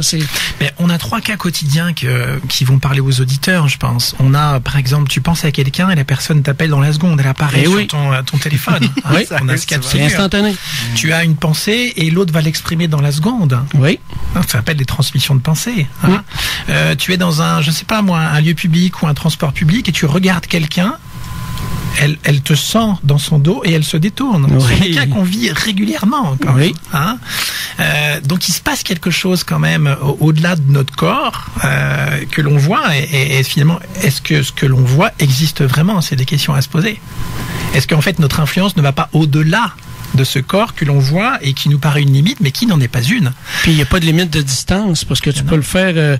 quelqu'un que je connaissais pas du tout, qui est à Montréal, puis je fais juste voir passer le message, je fais juste prendre la photo de cette personne-là, projeter une énergie par rapport à ce qu'elle a de besoin, puis tout de suite, à l'autre bout, elle réagit. Là. Alors ça a été instantané. De multiples reprises, notamment par les Américains, qui ont mesuré, on voit ça dans certains films, où en fait, on mesure, les Russes aussi l'ont fait, on mesure l'activité cérébrale et du cœur à distance. Là, on est vraiment sur des effets quantiques parce qu'on est vraiment à des milliers de kilomètres. Je me souviens, les 2 personnes, j'ai un film qui revient qui s'appelle Water, je ne sais pas si vous l'avez vu, où on voit une expérience qui est faite par les physiciens russes. Les 2 personnes sont séparées d'à peu près 10 000 kilomètres. Et on voit en fait que en quelques instants, l'activité cérébrale de l'un qui pense à l'autre a une influence sur son activité cérébrale. On le voit quasiment dans la seconde. C'est instantané. Ils ont fait une expérience aussi américain et russe avec un homme. Il avait mis sur lamelle des cellules à lui, puis il avait envoyé ça en Russie en disant pas c'était quoi l'expérience, mais l'homme qui était aux États-Unis était placé devant une TV, puis là il partait un film de sexuel. Puis ces cellules instantanément réagissaient à l'autre bout alors qu'il était à des milliers de kilomètres. Là. Ce qui est important de dire, je pense, dans cette émission aussi, c'est que quand vous avez une intention d'amour vis-à-vis de quelqu'un, eh bien, ça va avoir une influence sur lui et peut-être sur son entourage. Parce qu'on se rend compte que finalement, l'activité du cœur, notamment vis-à-vis de nos enfants, qui finalement sont des éponges un peu émotionnelles, on sait que l'enfant, en fait, émet jusqu'à l'âge de 7 ans en ondes cérébrales θ. Ce sont les ondes cérébrales de l'hypnose. Donc ils sont très influençables. Les enfants apprennent par imitation. Ils apprennent par imitation par rapport à ce qu'ils voient, ce qu'ils ressentent, mais ils apprennent par imitation dans l'interaction de nos champs que j'évoquais tout à l'heure. C'est-à-dire que je me souviens d'une consultation où une maman était venue me voir et me disait « mais je vais vous amener ma fille parce qu'elle pleure toute la nuit, c'est terrible, je n'arrive plus à dormir, j'en peux plus ». Et je dis « mais en fait non, c'est vous qui allez venir pour me voir ». Et elle comprenait pas, alors je lui ai expliqué l'histoire des bulles. Elle m'a dit bon ok, je vais venir. Et elle a travaillé, on a travaillé sur un moment de tristesse de son enfance. Et donc, bon, elle restait dubitative, mais elle me faisait confiance. Et un mois plus tard, elle m'a dit, mais ça marche, votre truc, c'est incroyable. Hein. En fait, ma petite s'est complètement arrêtée la nuit qui suivait. Oui. Et depuis, tout fonctionne bien. Donc, on voit qu'en permanence, finalement, les parents ont une influence qui est majeure dans la façon d'être juste. Pas juste de parler, mais juste d'être. Dans ce qu'ils sont, eh bien, dans ce que nous sommes en tant que parents aujourd'hui, nous avons une influence sur les sensations, surtout les émotions et les pensées de nos enfants. Ça veut pas dire qu'on est responsable de tout, parce que l'enfant va décider de ce qu'il reçoit aussi. C'est-à-dire, quelque part, il va réagir. On voit ça dans des fratries. Hein, on voit ça, par exemple, vous avez 4-5 enfants qui ont vécu exactement le même événement. Ils ne vont pas l'avoir vécu de la même façon. Ils ont reçu la même information, mais leur perception a été différente de la situation. Et donc, il y en a un qui dit ça très bien, c'est Doug Miguel Ruiz. Il dit, mais en fait, si on avait un projecteur de ce que ressent l'être humain dans ce moment, l'enfant, on aurait un film différent qui apparaîtrait sur l'écran. Oui. Hein, donc, on est un peu sur du 50-50. On est responsable en tant que parent de ce que l'on émet, quelque part, et on fait comme on peut parce que c'est essentiellement inconscient, et en même temps l'enfant décide de comment il le reçoit. Hein, je dis ça souvent aux parents parce que c'est une petite bouffée d'oxygène. Ouais. Non, parce que souvent on se met une pression d'enfer, finalement, et en fait Stéphane, ce que tu dis, c'est vrai au travail, c'est vrai dans nos relations amicales, familiales. On est toujours après émettre quelque chose autour de nous. Tout le temps. Quand on dit autour, en fait, c'est au-delà du temps et de l'espace. C'est ça qui est le truc, c'est que... Tu peux influencer quelqu'un à distance, même s'il est loin, juste par la pensée. Fait que la pensée, c'est des vibrations, c'est de l'énergie. Fait que c'est ça. Puis je regarde aussi, dans le fond, comment que on regarde, mettons, les enfants, ils sont à l'école, ils ont de la pression au niveau de la société. Tu feras jamais rien de bon dans la vie. On le sait bien, tu vas finir comme ton père. Puis c'est là qu'on voit l'impact qu'une genre de parce que dans le fond, quand on dit quelque chose, c'est de l'énergie qu'on émet. Quel impact ça peut avoir sur des enfants à très long terme. Puis on est directement, on influence directement le succès de nos enfants aussi quand on est à l'école ou donc un professeur qui va pas tellement bien va peut-être faire un moins bon travail à long terme au niveau pédagogique. Alors on peut avoir deux types, alors il y en a plusieurs, hein, je pense à deux types de réactions majeures. On peut avoir un enfant qui va quelque part entendre et se soumettre à ce qu'il entend, comme tu l'évoquais. Mais tu vas avoir d'autres comportements, des enfants qui sont plus rebelles, qui vont dire, mais en fait, tu peux me dire ce que tu veux, moi j'y arriverai. Tu vois, ce sont ce qu'on appelle des capacités de résilience. Hein. Donc, on ne peut pas dire aujourd'hui que finalement on est totalement responsable de ce que l'on émet, puisqu'en fait l'autre a aussi sa capacité à choisir, consciemment et inconsciemment. Hein, mais je dirais quelque part on interagit surtout inconsciemment entre nous en permanence à travers l'information que l'on partage. C'est pour ça que je dis souvent aux professionnels de la santé, travaillez sur vous, parce que votre principal outil, c'est pas votre technique, c'est vous-même. Ok, oui. Je dirais, il y a toujours le front, puis il y a l'arrière-boutique. C'est l'arrière-boutique qui a de l'impact. C'est vrai. Parce que c'est ça qu'on ressent. Et puis on voit ça souvent, les praticiens, nous on les suit tous les mois, on a des webinaires pour les entendre témoigner, pour voir un petit peu où ils en sont. Et souvent certains nous disent, ah mais je n'arrive pas en ce moment à traiter ce type de cas avec certains patients. Et je dis, mais quoi, toi dans ta vie, où est-ce que tu en es là-dessus? Est-ce que ça bloque actuellement? Quand tu auras dépassé cela, tu verras que face à toi, en fait, ce sera totalement fluide. Et c'est ce qui se passe régulièrement. Ben, comme en énergie quantique, ça a été démontré que l'expérienceur peut modifier le résultat de l'expérience, même si c'est une expérience qui est dite reproductible. Bien sûr. Moi, je trouve ça fantastique parce que ça nous amène dans plus d'authenticité. T'sais, on est au-delà des catégories matérialistes, formelles, là, qui commencent à tomber une après l'autre. Tranquillement. Je trouve ça le fun parce que ça nous rapproche de quelque chose de plus essentiel. C'est l'être humain dans son essence. C'est ça. Je suis d'accord. Puis, juste pour terminer, en lien à ce que tu disais, Jean-François, tantôt, moi, souvent, ce que je dis aux jeunes en ce temps-là, autant aux enfants qu'aux adultes, c'est que tu as le droit de dire « je refuse ta programmation ». Parce qu'en fait, c'est des programmations. La parole devient une programmation. En hypnose, c'est ça. C'est tu utilises les jeux de mots pour défaire des programmations mentales, pour les transformer en quelque chose chose de mieux. Fait que si quelqu'un te dit des choses négatives, tu as le droit de dire « Je refuse ta programmation. » C'est la tienne. J'imagine qu'on va aller à la... Exactement ce que j'allais dire. Je lève les bras pour dire pause, mais oui, personne ne me regarde sauf Stéphane.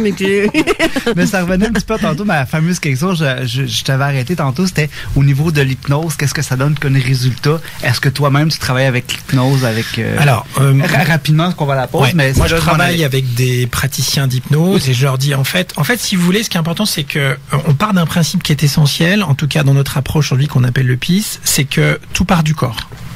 C'est-à-dire qu'on sait aujourd'hui 2 paradigmes qui sont importants, que je n'arrête pas de répéter, et bizarrement chez les plus jeunes, pour eux c'est du bon sens, mais chez les moins jeunes ça a du mal à passer, ce que je comprends. Premier principe qui a été mis en évidence par un neurologue dans les années 2010, Benjamin Libet, nous dit qu'en fait le corps perçoit l'information 1 demi-seconde avant la tête. Oui. Dans un siècle qui est très mental, c'est quand même un pavé dans la mare, vous imaginez. Oui. Et puis, dans les années 90, aux États-Unis, on a découvert qu'on avait des neurones dans le ventre. Ça, vous le savez aujourd'hui. Oui. Et puis, on a mis en évidence qu'en fait, on avait des nerfs, des grands nerfs, des grandes autoroutes dans le corps neurologiques qu'on appelle des nerfs vagues, et pas un seul, mais 2. Et que ces grandes autoroutes neurologiques, en fait, elles transportaient de l'information non pas de la tête vers le corps en majorité, mais à 90% du corps vers la tête, ce qui change quand même carrément les paradigmes aujourd'hui. En psychologie, on travaille sur les pensées. Le deuxième cerveau. Ben oui, alors qu'en fait, c'est un symptôme. Oui. Et donc, on se rend compte que finalement, le point d'origine de toutes nos souffrances aujourd'hui et de notre bien-être, l'origine de notre bien-être, ce sont les sensations et pas les émotions ou les pensées. Et on travaille beaucoup aujourd'hui en thérapie, donc je reviens sur l'hypnose, sur les émotions et sur les pensées, mais je n'arrête pas de dire à ceux qui pratiquent l'hypnose, venez faire du PIS, vous allez voir quelque part que ça peut être très complémentaire à ce que vous faites, parce que l'hypnose va avoir une influence surtout sur les connectiques de la tête. Et très peu d'influence sur le corps. Donc, le niveau le plus profond, c'est le niveau neurosensoriel. Exactement. Et voilà, sur ces belles paroles de sagesse, on s'en va à la pause. On vous revient dans quelques instants. Intéressant.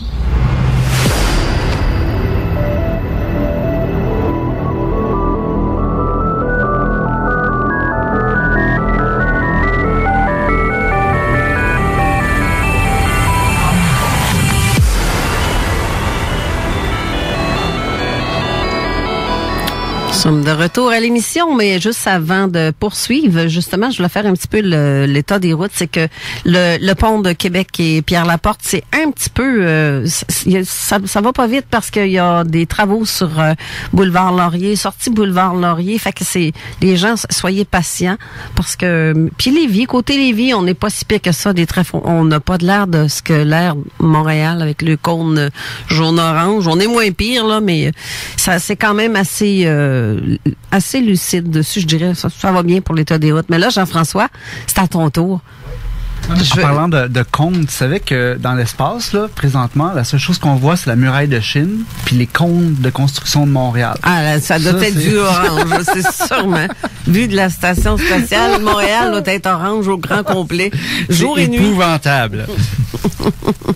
Jean-François? Oui. Manon, t'as joué un tour. Ouais, ça a l'air qu'il faut que je fasse la météo. À ton tour. Ma coquine. Alors, aujourd'hui, nous avons en cet après-midi toujours 15% d'averses. C'est encore un petit peu de pluie, mais des petites gouttes qui tombent. Donc, en soirée, 13%, cette nuit 9%. Éventuellement, pour les 36 prochaines heures, dis-je, ça va s'éclaircir. Et puis, jusqu'à la fin de la semaine, on va avoir jusqu'à jeudi du beau soleil. Bon, il y a le Miss et Mr. Météo. C'est le fun. Je suis beau gamour. Je suis pas mal moins sexy, par exemple. On va continuer maintenant avec l'intervention de tantôt, ce que vous avez parlé d'hypnose. Côté hypnose, tantôt, tu as mentionné à René, Stéphane, le fait que tous les hypnologues devraient connaître, comprendre, en fait, pour la partie côté cœur, émotion. Qu'est-ce que tu voulais dire un peu dans qu'est-ce que... Parce que c'est vrai que l'hypnologue va faire de la programmation. Alors, en fait, je vais préciser un peu le propos au niveau scientifique. Alors, on a des études qui sont sorties l'année dernière qui sont très intéressantes. Et puis, je me souviens d'un reportage sur la chaîne Arte. Je sais pas si ça passe ici. C'est une chaîne franco-germanique. Oui. Où on a un chercheur à l'hôpital de Grenoble en France qui travaille beaucoup sur justement le ventre et les nerfs vagues. Et à un moment, durant le reportage, il sort quelque chose d'énorme. Il dit, en fait, quand je pratique l'hypnose, ça anesthésie la tête du corps. Ah oui? Vous imaginez? Alors que si toute l'information, l'expérience vécue part d'abord du corps, puis vers la tête, en passant par le cœur, à travers ces grandes autoroutes que j'évoquais, en fait, on s'est aperçu que le plus important, c'est d'abord d'aller chercher là où ça bloque l'origine. C'est-à-dire qu'on pourrait avoir un flux d'informations qui serait, je vis une expérience, je vais la vivre d'abord au niveau sensoriel, puis au niveau émotionnel, puis au niveau cognitif. C'est le flux d'informations tel que nous, on le partage aujourd'hui avec les professionnels de la santé. Okay. La psychothérapie classique travaille soit au niveau cognitif, soit au niveau émotionnel. Donc on travaille sur des symptômes. Vous me suivez jusque-là? Oui. On ne travaille pas sur l'origine de ce qui bloque. Okay. D'accord? Alors, on s'est aperçu qu'en fait, quand on regarde un peu l'influence de l'hypnose, je ne sais pas si vous connaissez un petit peu le cortex, mais au niveau du cortex, on a deux zones qui s'appellent le cortex insulaire et le cortex singulaire. Et on s'est aperçu qu'en fait, le cortex insulaire recevait les sensations du corps, donc au niveau de la tête, et que le cortex singulaire transformait les sensations en émotions. Et l'hypnose travaille sur ce lien. C'est-à-dire que l'hypnose travaille sur ce lien entre je transforme la sensation en émotion. Ça veut dire qu'aujourd'hui en hypnose on travaille essentiellement sur des émotions, colère, tristesse, rancœur, alors qu'au niveau du corps on a d'autres sensations qui sont très intéressantes comme la peur, l'impuissance et la frustration. Nous on travaille essentiellement sur ces sensations-là au niveau du corps. Parce que c'est le début en fait de nos souffrances au quotidien, de notre mal-être. C'est là que ça se joue. Et on s'est aperçu que finalement l'hypnose travaille sur ce lien. Et on a des personnes, par exemple, qui travaillent sur des problèmes de poids. Et je me souviens d'un échange que j'avais eu avec un patient à La Réunion, à l'île de La Réunion, dans l'océan Indien, et qui me disait, mais en fait, je suis allé voir une hypnothérapeute, et j'ai travaillé sur mon problème de poids, il voulait perdre au moins 15 kilos. Et en fait, il me dit, j'ai travaillé sur un lien avec ma maman, un lien affectif, de dépendance, et c'est vrai que je me sens mieux aujourd'hui au niveau émotionnel. Mais il me dit, mais regarde mon corps. Il n'a pas changé. Et il me dit, mais je comprends pas. Alors je lui ai expliqué, en tout cas je lui ai partagé un peu tout ce processus de l'information qui est à la fois neurologique, quantique et électrique aussi, qui sont les trois circuits majeurs du corps aujourd'hui, neurologique, biomécanique électrique et quantique. Et donc l'information transite par ces trois circuits.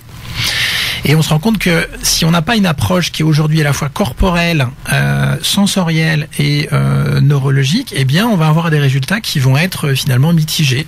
On va travailler sur une partie de nous-mêmes et donc on peut faire... Alors je vais parler de la méditation si ça vous intéresse aussi parce que c'est un peu le même processus. Exact. Nous on travaille beaucoup avec la méditation mais on estime que c'est un schéma qui est complémentaire. Okay. C'est-à-dire que la méditation, on sait qu'aujourd'hui, elle a beaucoup d'influence sur trois cortex au niveau de la tête. Les deux que j'ai évoqués tout à l'heure, singulaire et insulaire. Et puis un autre cortex qui est le cortex préfrontal ventromédian, qui nous permettent de prendre de la hauteur par rapport à nos émotions. Ce qui fait que la tête a cette capacité quand même à prendre de la hauteur quand on a un moment qui est difficile. Mais si le corps continue à vous envoyer 90% de l'expérience qui vous dit qu'en fait vous êtes mal, comment la tête va pouvoir prendre le dessus sur cette information qui lui arrive en permanence? Vous me suivez? C'est pas évident. Donc, reprenons les choses à leur origine. On peut travailler sur les émotions pendant des années. On va avoir des résultats qui sont plus ou moins mitigés, mais en fait, notre corps est toujours dans la pathologie. On va avoir des gens qui vont, au niveau comportemental, aller mieux, mais au niveau symptomologique, on va voir en fait des pathologies qui vont peut-être se présenter. Je sais pas si vous me suivez. Oui. Vous voyez ce que je veux dire? Oui. Excuse-moi, Jean, vas-y. Non, mais je me disais, en fait, ça revient à dire un peu que notre tête, c'est pas le centre de l'univers. C'est ça le problème, c'est qu'on change de paradigme, on voit les choses autrement qu'avec la dimension mentale. Là, on parlait du cœur, mais tu parles aussi beaucoup du ventre, tu parles des fascias. Alors, on va parler un petit peu des fascias, parce que les gens connaissent assez peu, en fait, finalement. Alors, on a des chercheurs un petit peu... on a des congrès qui existent aujourd'hui aux États-Unis, à peu près tous les 3-4 ans, je crois, de mémoire. Les fascias, c'est quoi? Alors, je sais pas si vous savez. Ça vous parle, un fascia? C'est quoi un fascia? C'est pas ce qui est... comment ça s'appelle ça, non? Des enveloppes. Oui. Oui, c'est ça. On pourrait appeler ça des sacs aussi, des membranes. En fait, on a plein de tissus dans le corps autour des cellules. Et ces tissus, en fait, ils sont, je dirais, dans le processus de l'information dans le corps, ils sont en amont de la cellule. C'est-à-dire qu'ils perçoivent l'information avant la cellule elle-même. C'est-à-dire qu'en fait, on a plein de membranes dans le corps, on en a partout. Il n'y a pas un seul endroit dans le corps où on n'a pas ces membranes qu'on appelle des fascias. Et ces membranes, en fait, elles sont faites de ces fameux cristaux liquides quantiques que j'évoquais tout à l'heure. Et ces membranes, en fait, elles réagissent dans la seconde à l'information qu'elles captent à travers justement ces antennes que sont les cristaux liquides. J'ai trouvé quelque chose de génial. Moi, je dirais que c'est l'emballage cadeau du moment présent. Exactement. Oh, c'est ça. C'est donc ben beau. C'est cute, c'est ça. l'espace d'apparition dans notre corps. Et c'est ce qui explique que nous sommes des antennes, comme ce papa qui était en lien avec son petit garçon tout à l'heure, de manière instantanée. On fait le lien avec le quantique, là. Vous voyez ce que je veux dire? Exact. Parce qu'on a cette structure. Nous sommes une immense antenne qui marche plus ou moins bien. Alors, elle marche surtout de manière inconsciente.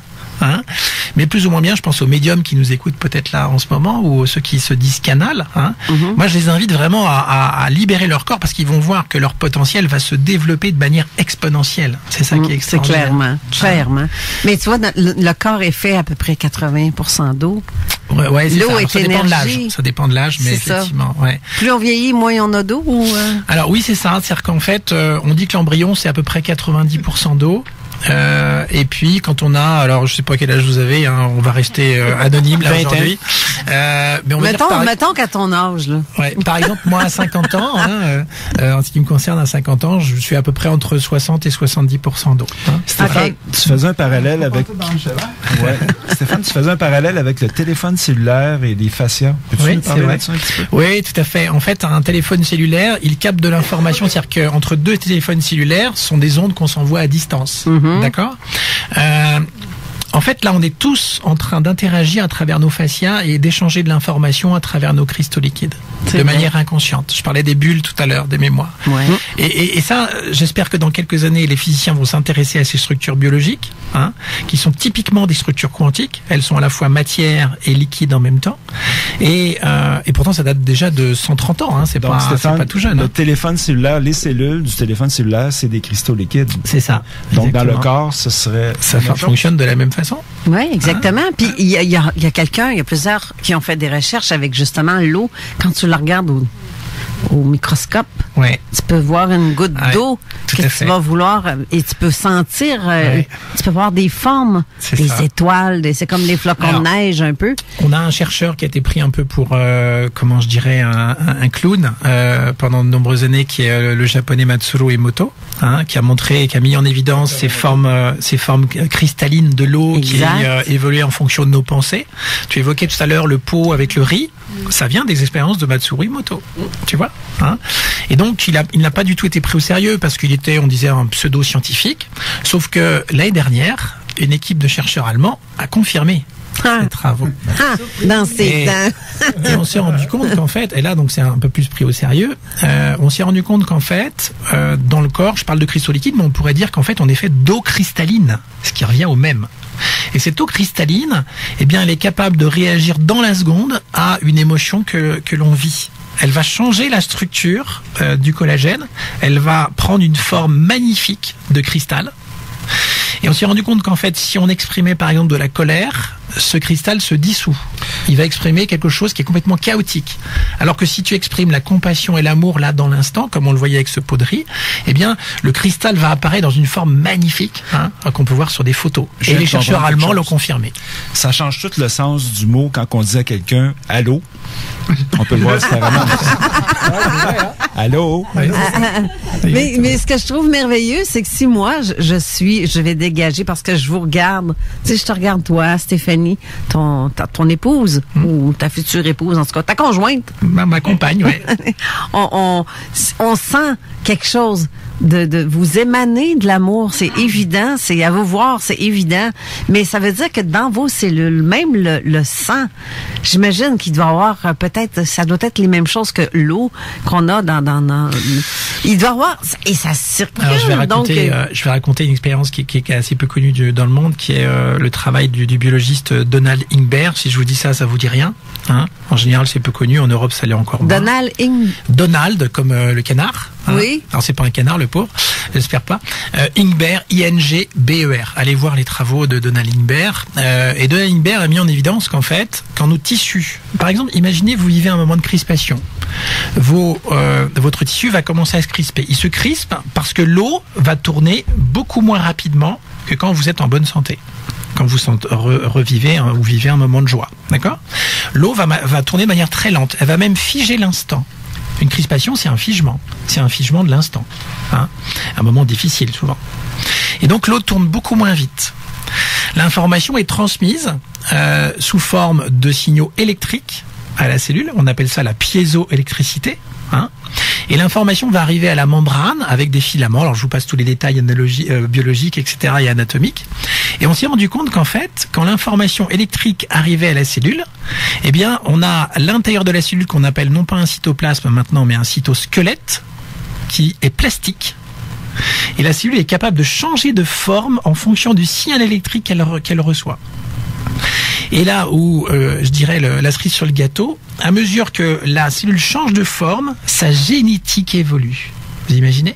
Ça veut dire qu'aujourd'hui, quand vous faites du yoga, quand vous faites du tai chi, quand vous faites du qigong, quand vous faites l'exercice que nous on propose en neurosensorialité, eh bien votre tissu change de forme à travers ces taux qui tournent plus ou moins rapidement à travers les cristaux liquides, et la cellule change de forme et sa génétique change de forme. C'est-à-dire que notre santé dépend intimement aujourd'hui du corporel, du sensoriel.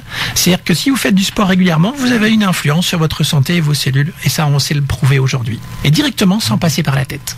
C'est extraordinaire. Oui. Hein?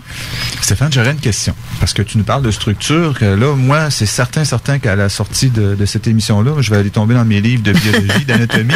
Je vais essayer de savoir, elles sont où, ces structures? Tu parles autour des cellules, mais tu parles de fascia, mais je me souviens pas d'avoir cette... En ostéopathie, beaucoup.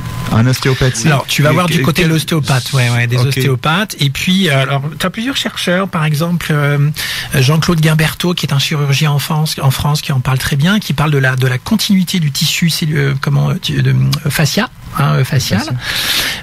Tu as Thomas Myers aux États-Unis, tu as Robert Schlepp qui est le grand pape, je dirais, des fascias dans le monde entier, qui est un Allemand. Hein. Je vais aller faire des recherches, c'est sûr. Alors, ce que vous pouvez regarder, c'est un documentaire qui est sur YouTube, sur la chaîne Arte, qui est sorti l'année dernière, en janvier 2018, je crois. Fascia. Et vous tapez Fascinant Fascia et vous allez tomber sur le documentaire. Et là, tu vas avoir beaucoup d'informations d'ordre scientifique. Vraiment, très scientifique. Okay. Voilà. Si tu me permets, j'aimerais peut-être prendre un autre angle, puis, mais ça va peut-être revenir à la même chose finalement. Oui. Dans la théorie quantique, dans les expérimentations qui ont été faites récentes, tout ça, une qui a été réalisée et que c'était très théorique, mais maintenant on a prouvé que ça existait, c'était la téléportation. Alors, ce que j'ai compris de la téléportation, parce que quand on se mène à lire et à regarder des choses, c'est pas toujours évident. On comprend pas du premier coup, c'est pas possible. Mais à force de lire, de relire, ce que j'en comprends, c'est que c'est toujours au niveau des atomes et des photons, surtout en particulier. C'est que quand on veut faire la téléportation d'un photon, en réalité, c'est pas le photon lui-même qu'on va téléporter, mais plutôt son état quantique qu'on va téléporter. Oui. Et le prêt payé, c'est que le photon d'origine perd son état quantique au profit de l'autre. Alors, comment on peut transposer ça avec ce que tu nous mentionnes? Alors, comment on pourrait transposer ça? En fait, si tu veux... tout à l'heure, si tu veux, là tu fais des liens quelque part avec l'intrication qu'on a évoqué tout à l'heure. En fait, je me rends compte que oui, c'est un peu en lien avec l'intrication, sauf que c'était, de ce que moi j'en comprends, c'est aussi en lien avec l'information. C'est-à-dire qu'il n'y a plus de temps dans cet instant. Tu vois ce que je veux dire? C'est-à-dire que, en fait, quand on partage une expérience émotionnelle, c'est comme si dans l'instant on partage de l'expérience émotionnelle dans le corps, il y a une mémoire qui reste, comme quoi, c'est une mémoire intelligente, comme quoi, en fait, on a été un. Tu vois? Et on a beau se séparer au niveau physique, au niveau géographique, eh bien, dans ce champ qui nous entoure, cette matrice invisible, cet océan que j'évoquais tout à l'heure, ce lien persiste. C'est comme si on était reliés par un fil invisible, tu vois, qui exprime peut-être, je sais pas moi, on a vécu un moment de joie ensemble. C'était un moment sympa.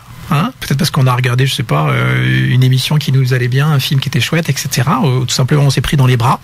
Hein. Et finalement, si mon corps n'est pas limité à ma structure corporelle et que c'est un ensemble de fréquences, mon corps, hein, mais qu'autour de moi, les fréquences se poursuivent, mais ce sont des fréquences plus invisibles, des fréquences plus hautes, quelque part, bah, finalement, par des effets de résonance, l'autre me parle en permanence de moi et je lui parle aussi de lui en permanence parce que quelque part nous nous rencontrons, nos mémoires nous parlent de notre passé commun et l'autre va m'aider parce que c'est mon maître, parce que c'est un cadeau à dépasser là où quelque part l'amour s'est arrêté dans mon corps. Quand on était plus jeune, eh bien on avait cet élan d'amour. Hier, on était à une conférence, là, Thierry Janssen qui en parlait très bien. Moi, j'ai le même discours, donc ça me parle beaucoup. Hein, où en fait, jusqu'à l'âge d'un an, on sait que l'enfant est dans l'enthousiasme et dans l'empathie naturelle. Ça a été prouvé en neurologie, notamment je pense à un neurologue qui s'appelle Gérald Deuter qui en parle très bien. L'enthousiasme est je dirais, la nature profonde de l'être humain quand on est petit. On a cet élan d'amour d'aller vers les autres pour aimer et être aimé. L'énergie dans le corps suit différents circuits que j'ai évoqués, quantiques, neurologiques, etc., que j'ai évoqués tout à l'heure. C'est notre substance originelle. Elle se déploie dans le corps et va mettre de la santé dans notre corps. C'est-à-dire qu'en fait, tout fonctionne ensemble. D'accord? En fait, c'est un peu comme si on disait c'était notre état. C'est ça. Au lieu de dire quantique, ben, c'est l'état dans lequel nous sommes, exactement, à notre échelle à nous. Tout à fait. Et puis, par imitation, les parents vont entrer dans nos champs, ils ont leurs problèmes à eux en tant qu'adultes, etc. Avec nos frères et sœurs, on va vivre des expériences. Et l'amour qui se déployait naturellement dans notre corps va s'arrêter, va se stopper dans ces structures faciales que j'évoquais, dans ces tissus, avec des crispations associées. Et l'amour qui était infini va se transformer en de la peur, de l'impuissance, de la frustration. Et souvent, on présente la peur comme l'inverse de l'amour, alors que la peur, c'est de l'amour qui s'est déployé, mais qui s'est arrêté quelque part. Et je dis souvent aux professionnels de la santé, mais en fait, on va proposer à notre corps de redéployer l'amour là où il s'est arrêté. Et on va le reprendre là où il s'est arrêté et on va lui proposer en fait de se déployer. Et si on voit les travaux de Donald Lindbergh, il met en évidence quelque chose qui m'a fasciné. Il dit en fait, nos cellules changent de forme, comme je l'évoquais tout à l'heure. Elles vont soit trop se crisper, soit trop se dilater. Et une cellule fonctionne très correctement quand elle est dans l'espace entre les deux, dans la neutralité. Tu vois ? Et donc ça veut dire que ce qui va créer de la santé dans notre corps, c'est cette paix, cette neutralité. Moi, j'appelle ça de l'amour parce que quand on est capable de tout aimer, en fait, on est assez neutre vis-à-vis de notre environnement. Hein. Alors que de l'amour qu'on vit au niveau terrestre est souvent de l'amour conditionnel. C'est-à-dire qu'en fait, on attend quelque chose de l'autre. Si par exemple, je fais un beau sourire à Carole là qui est face à moi, avoir le sentiment que je l'aime. On attend finalement intimement quelque chose de l'autre. Hein. Donc, Stéphane, plus concrètement, parce que ça c'est bien, parce que ça reste quand même très théorique, quelqu'un qui fait un atelier avec toi, tu l'amènes à revenir dans ses sensations corporelles, le neurosensoriel, et là, être à l'écoute de ce qui est vivant ou mort, ou ce qui est bloqué, ou... Alors, tout est vivant par définition, mais est vivant jusqu'à un certain degré, c'est-à-dire que la peur... c'est un minimum de vie. C'est un figement? Bien sûr. OK. Hein? D'accord. Mais c'est comme si c'était un appel du corps à revenir à ce que l'on était à l'origine, qui est cette énergie qui se déployait partout, que moi j'appelle de l'amour. Hein? C'est comme un espèce de cri de désespoir. Moi je dis souvent, mais en fait, quand on a peur de ne plus reconnaître cet état de l'amour que l'on vivait gamin, tout petit. Si j'ai un problème de genou, ouais. Est-ce que ça veut dire que j'hésite à avancer, à faire un pas en avant? Est-ce que tu le vois un peu comme ça? Parce que dans certaines écoles de pensée, oui, je on va comprends. dire qu'il y a un blocage psychosomatique. Alors nous, c'est pas notre démarche, mais tout est bien. Moi, je pars du principe que tout ce qui existe est utile. Voilà, ça c'est ma façon de voir les choses. Hein. On peut avoir un certain niveau de compréhension de là où on en est aujourd'hui. Tu parles de ton genou, on pourrait mettre du décodage, comme on dit là-dessus. Mais nous, on dit aux gens, en fait, votre corps, il va se libérer tout seul. Il n'a pas besoin de comprendre. Le corps n'a pas besoin de comprendre. Il est instinctuel, il est instinctif. Il se libère. Ça se fait. Vous voyez ce que je veux dire? Donc, après, le travail a consisté à prendre les bonnes expériences, l'expérience qui soit les plus proches de peut-être de cette réalité qui est le mal de genou. Et puis, c'est souvent ce que nous disent les gens, mais ils nous disent, mais en fait, moi j'ai travaillé sur des expériences qui n'avaient pas forcément de lien comme ça au niveau cognitif et intellectuel, a priori, avec ce que je vis, ma douleur dans mon genou, par exemple, mais ça s'est fait. Et je ne sais pas comment, mais peu importe. Le corps a su trouver l'intelligence qui est la sienne naturellement pour justement se libérer. Et j'ai une expérience qui est fascinante à vous partager, que j'ai partagée hier en conférence, qui est l'expérience d'un chirurgien qui est relaté dans notamment une thèse d'ostéopathie. Un chirurgien qui a un patient avec une partie du corps qui est ouverte, et puis il fait une pause durant son opération. Il va boire un verre, un peu comme nous là, durant les pauses. Et puis il regarde le corps, et puis voilà, sa conscience un petit peu vagabonde. Et puis il assiste à quelque chose qui est fascinant. Il voit tout à coup les fascias dans cette plaie qui est ouverte qui commencent à se mouvoir tout seul. Peux-tu les décrire, les fascias? Parce qu'à la radio, un fascia, c'est un peu abstrait. Comment alors, ça, un fascia, par exemple, c'est comme une membrane qui entoure le cœur, par exemple, hein, comme quelque chose qui est un peu gélatineux. Mais c'est comme l'enveloppe des poumons aussi. Ouais, on voit ça dans le poulet, par exemple, quand vous enlevez la peau, vous avez un petit film en dessous. Je sais pas si vous voyez ce que je veux dire. Avant de voir le rouge, en fait, de la chair, vous avez un petit film juste dessus. Bah, c'est ça, un fascia. C'est les fascias des muscles, mais les fascias, c'est aussi les fascias des cellules aussi. Oui, mais c'est pareil. Ils vont apparaître. Voilà, il y en a partout et ils vont apparaître de la même façon. C'est un léger film blanc et on voit quand même à travers, avec des bulles aussi. Hein. Et donc ça ressemble à ça. Allez voir le reportage, vous allez voir, ils vous montrent des photos qui sont des images qui sont magnifiques. Je sais plus ce que je disais, je parlais. Oui. Et donc ils voient les fascias qui se bougent, qui se mettent en mouvement tout seuls. Et là, il est fasciné comme un enfant. On croirait un film de science-fiction là. On croirait un alien qui est en train de... Non, mais c'est vrai, hein, quand on imagine ça, quoi. Est-ce qu'on peut dire, Stéphane, qu'on pense qu'on a une pensée autonome, mais on est plutôt... C'est un peu abstrait, la patente, là. Mais on est pensé par le corps. C'est ça, exactement. Nous, on est là pour observer le personnage qui, finalement, est animé par la vie. Bah, alors, je termine juste l'expérience, puis je vais parler d'autre chose pour rebondir sur ce que dit Jean, qui pour moi est capital. C'est-à-dire qu'on voit que le corps se pense lui-même, il est capable d'avoir une intelligence qui lui est propre. Hein, et au moment où le chirurgien, au bout de 10 minutes, décide à nouveau de reprendre son opération, et donc il intègre son scalpel dans la plaie, et aussitôt le fascia arrête de bouger. On voit qu'il y a une intelligence qui est propre à l'intérieur, qu'on n'a pas forcément besoin de commander, mais on a besoin de lui montrer le chemin.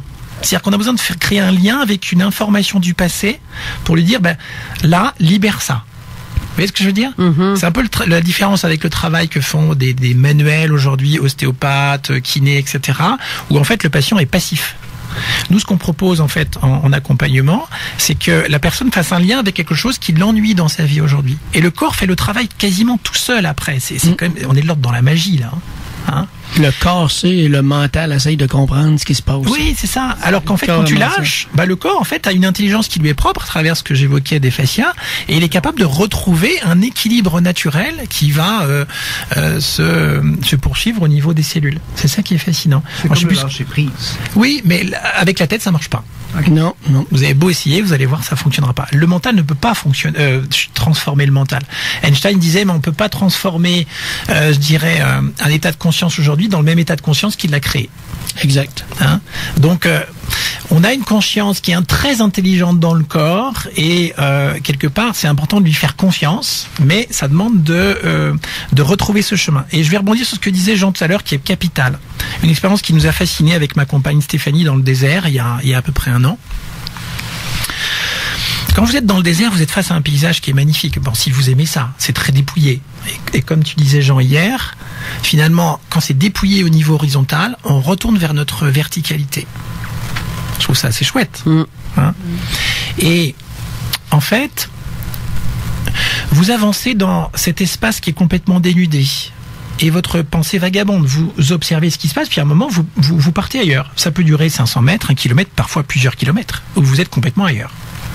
Et puis vous arrivez à ce second point de conscience, où vous regardez à nouveau le paysage, et à un moment, vous avez un éclair je dirais, de prise de conscience où vous dites, mais comment j'ai fait pour passer du point A au point B, alors qu'en fait, je n'étais absolument pas présent, mais mon corps a réussi à trouver le chemin tout seul.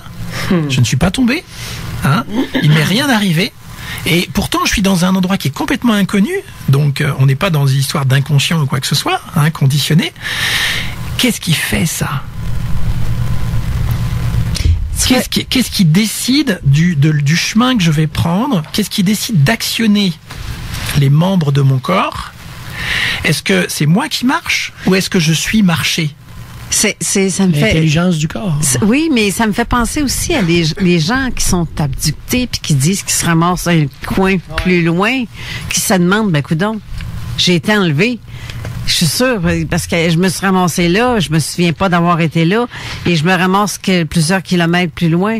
Il y a plusieurs personnes abductées qui répondent, qui disent la même chose que ça. Oui, et là tu m'as vu réagir sur ma chaise. Ouais. Depuis tantôt, j'écoute, et puis j'ai recensé, j'écoute 9 points en relation avec tout ce qu'on parle maintenant, l'énergie, le corps, et ainsi de suite, avec des points sur les enlèvements extraterrestres. Ouais. Hey, il reste une dernière pause. Reste là. Retiens ce que tu viens de dire parce que tu vas le répéter au retour de la pause parce qu'il faut en faire une dernière. L'émission s'achève. Il ne reste que 20 minutes, même pas 15 minutes. Alors, on revient tout de suite après.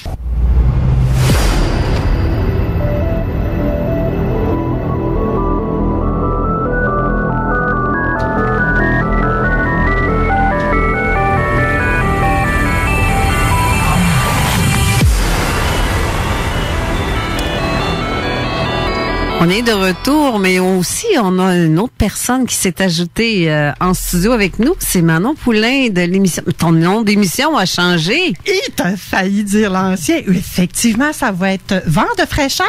Exactement. Je trouve ça très beau comme titre de nouvelle émission au lieu de Codef 3.0 que j'avais tout le temps de la misère à dire. Oui, puis le contenu va changer, les invités sont changés, l'émission, ça va être vraiment un vent de renouveau. On veut davantage s'approcher de nos auditeurs. Ça, c'est bien. Oui. Donc, on va même prendre vos demandes spéciales s'il y en a qui veulent nous appeler. Nous, on va être là à partir de 14h. C'est Méo. Là, je vous donne l'autorisation cette année de l'appeler Méo. C'est même une obligation. Fait que vous l'appelez, puis vous dites « Salut Méo, je veux entendre telle toune ou je veux que tu m'annonces telle affaire, je veux que tu m'en dises plus sur telle chose. » On est là pour vous autres. Donc, le 88-903-5969. Et y en a-tu parmi vous autres qui êtes tannés de vos voisins? Y en a-tu qui, leur maudite tondeuse, là, elle passe tout le temps au mauvais moment, là?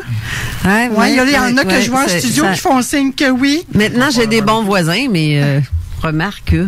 Ouais, mais avant, c'était pas le cas. J'avais un petit peu de voix. J'ai une bonne nouvelle pour vous autres, puis une mauvaise. La bonne nouvelle, c'est que la saison de l'été achève. Vous êtes avec depuis les entendre. Ça va être la souffleuse. C'est ce que j'allais dire. La mauvaise nouvelle, c'est peut-être que c'est la neige qui va vous écœurer. Mais écoutez-nous avant de fraîcheur parce qu'on va avoir une belle solution pour vous. Je reçois un invité qui va pouvoir vous aider dans vos petits problèmes de voisins et d'autres problématiques également.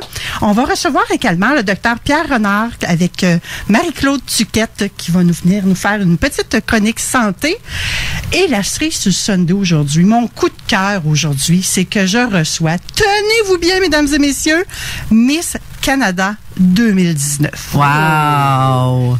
Wow, du beau monde en studio. Ouais. Moi, je pense que oui, effectivement, t'as pas mal du beau monde, toi, là, présentement. Hein? Moi, je pense qu'ils voudront plus partir, les messieurs. Je dis ça comme ça.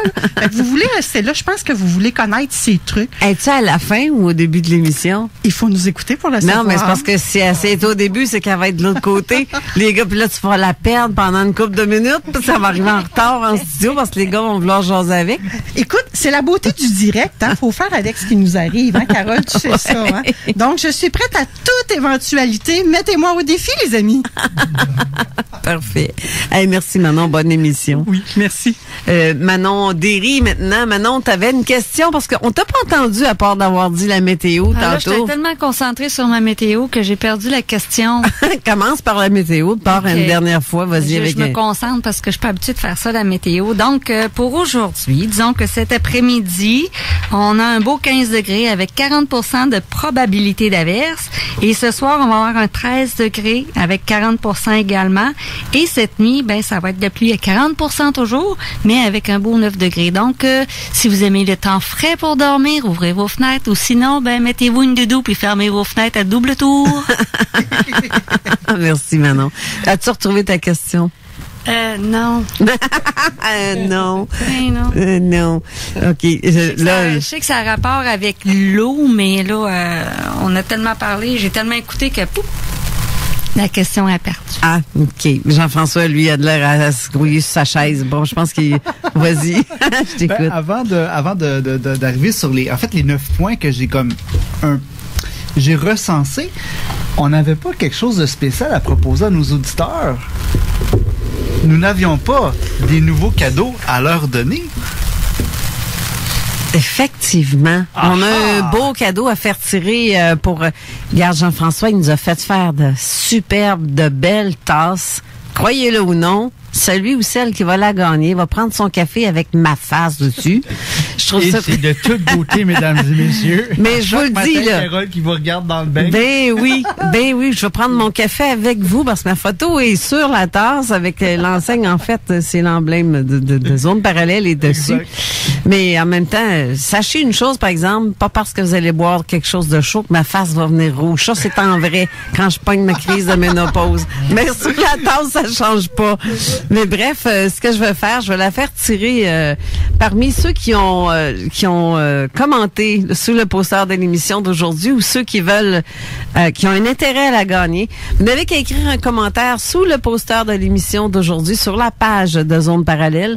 Je vais la faire tirer au pire durant la semaine. On tirera des noms au hasard, puis la semaine prochaine, on la remettra à la personne en question. Exact. Et puis, dans le fond, on en a 4. Donc, c'est 4 chanceux qui vont se mériter des tasses. Ouais, mais pas les 4 en même temps. Juste une par semaine. Une par semaine. Non, puis ils sont tellement belles.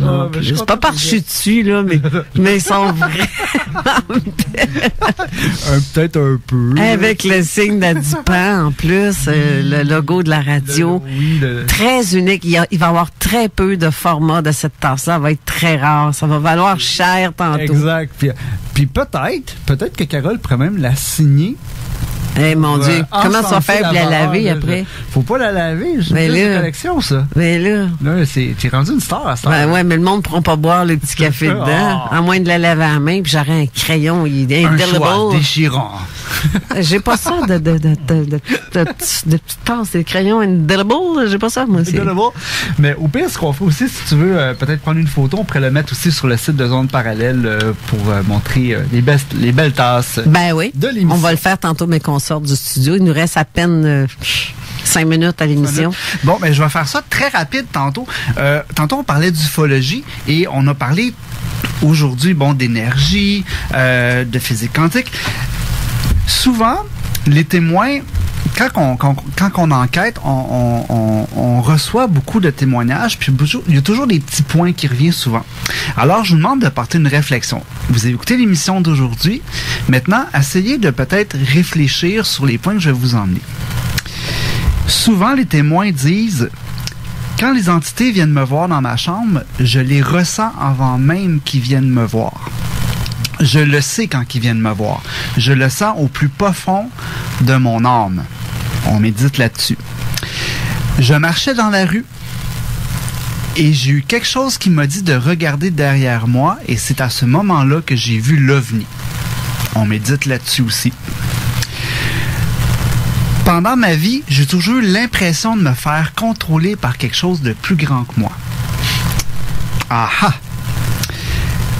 Un OVNI, ça se dématérialise et ça se matérialise à quelque part d'autre. Ailleurs. Encore une réflexion là-dessus. Effectivement. La lumière, décomposition de la lumière. Souvent, le témoin va dire « J'ai vu l'OVNI, c'était gros comme un ballon de football, mais quand on m'a enlevé, j'étais dans le vaisseau et le vaisseau était énorme du point de vue à l'intérieur du vaisseau. » Une petite réflexion là-dessus.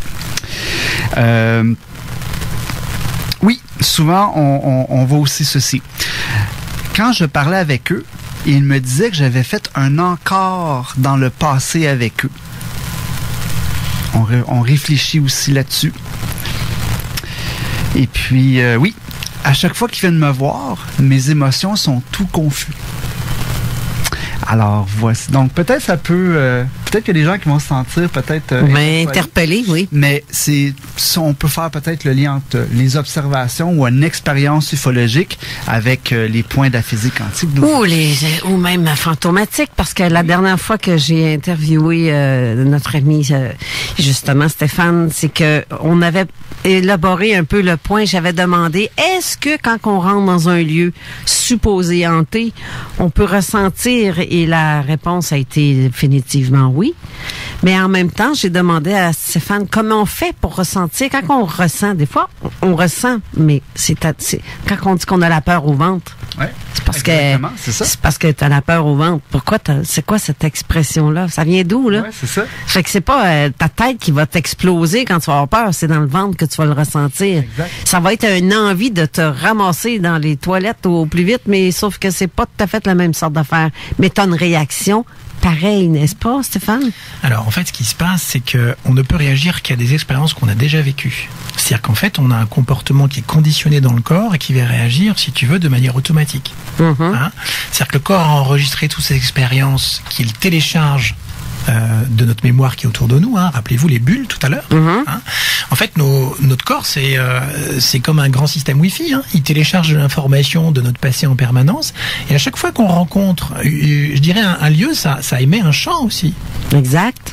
Même ceux qui y sont passés avant, ça laisse une énergie. Et donc notre corps va réagir de manière automatique et conditionnée de la même façon qu'il réagissait peut-être qu'il a vécu dans le passé. Le fait de rentrer dans une grande surface ou dans un endroit sombre, c'était un endroit qui était anxiogène, une expérience anxiogène, tu vois. Et donc cette maison, que tu évoquais, tu disais une maison hantée, un endroit hanté, va exprimer quelque chose qui va lui rappeler une relation qu'il a vécue avec un lieu, avec un être humain. Et le corps va réagir de la même façon. On ne peut réagir qu'à des choses qu'on a déjà vécues, de manière conditionnée.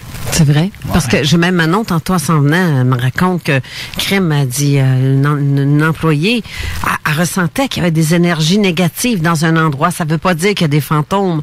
C'est l'ensemble. Étant donné que c'est un lieu public, il y a plein de décharges qui se font là parce que plein de gens en colère, ou que ce soit amoureux, ou que ce soit confus, t'as toutes les émotions qui des fois, dans une même pièce. Mais ça reste.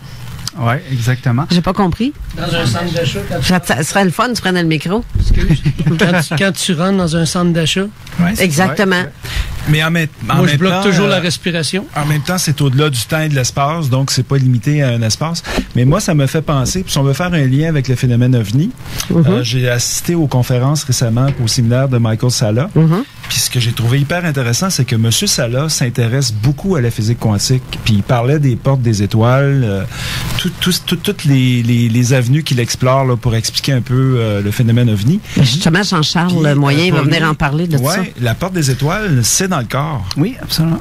C'est pas... on peut directement faire un lien avec la glande, la glande pinéale ou le cerveau reptilien, si on veut aussi. Oui, OK. Donc, mais je me souviens aussi que quand on en avait discuté, tu m'avais parlé de la peau. Stéphane? Oui, c'est un cerveau, la peau, tout à fait. C'est récent, ça date de 2015, donc ça reste encore récent. C'est récepteur? Oui, tout à fait. C'est-à-dire qu'en fait, la peau est capable, avec ses neurones, de se faire une représentation de ce qu'elle est en train de toucher, avant même d'en informer la tête. C'est fou quand même. Oui, mais tu parles... Quelqu'un qui est aveugle, admettons, il le voit pas, il peut pas être avec le cerveau, il peut pas... Alors là, c'est intéressant, c'est que quand tu as des fonctions neurologiques qui ne fonctionnent plus, donc des fonctions sensorielles, par exemple sensorimotrices que tu évoques, on sait qu'en fait, les aires du cerveau vont compenser. Exact. C'est-à-dire que, par exemple, si tu as perdu la vue, cette vue peut être reprise par le cortex auditif. Vous m'entendez bien? Exactement. Comme ma sœur Chantal qui nous écoute en ce moment et qui commente de temps en temps.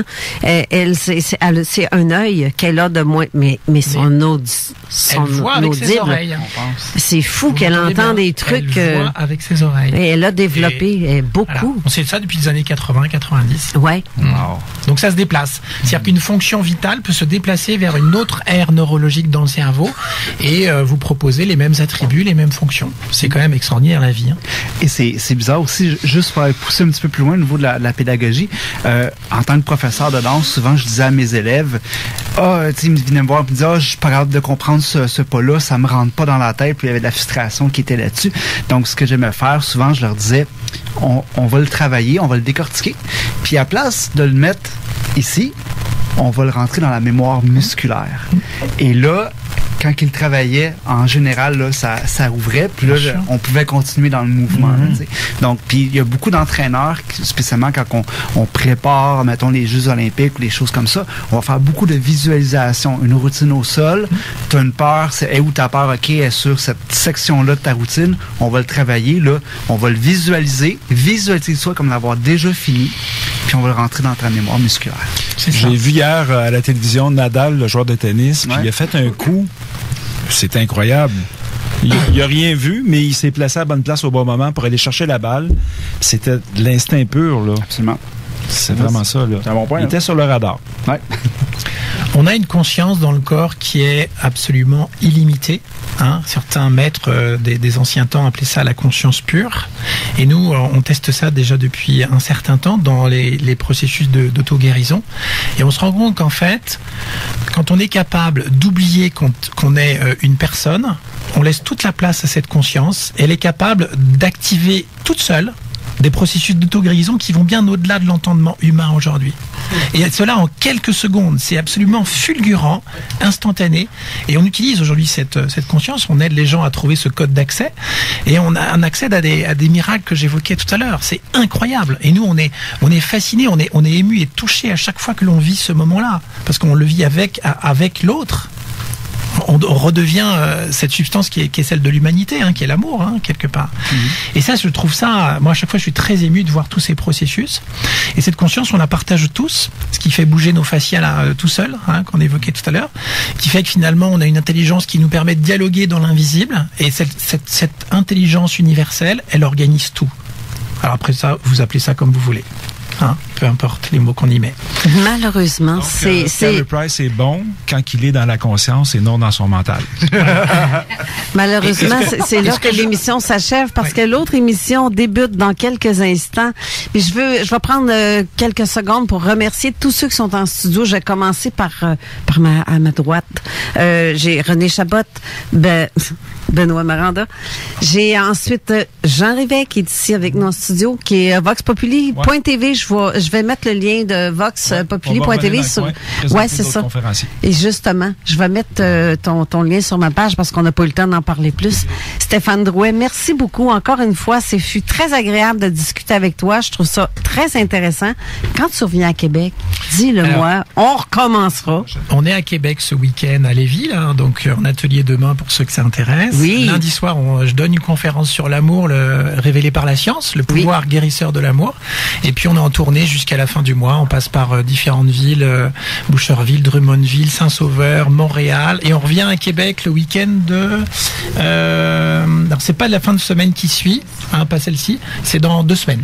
Parfait. Voilà, pour un atelier. Mon Dieu, occupé. Manon Derry, merci beaucoup Manon d'avoir été là. Tu vas être là avec nous la semaine prochaine encore. Oui, ma chère. OK, mais Jean-François, merci beaucoup Jean-François. Toi, tu vas peut-être pas être là parce que tu es à Montréal. C'est pas facile tout le temps de descendre. C'est pas évident tout le temps de descendre. Non, c'est ça. Puis je suis content que tu m'aies pas lancé de cartable pour les sorties de pause. Fait que... Merci beaucoup avant de me faire kicker parce que je suis déjà en retard pour l'émission de Manon qui va m'arracher la tête. Alors, je vous remercie beaucoup. Je vous souhaite une bonne semaine à tous. On se revoit la semaine prochaine. Bye.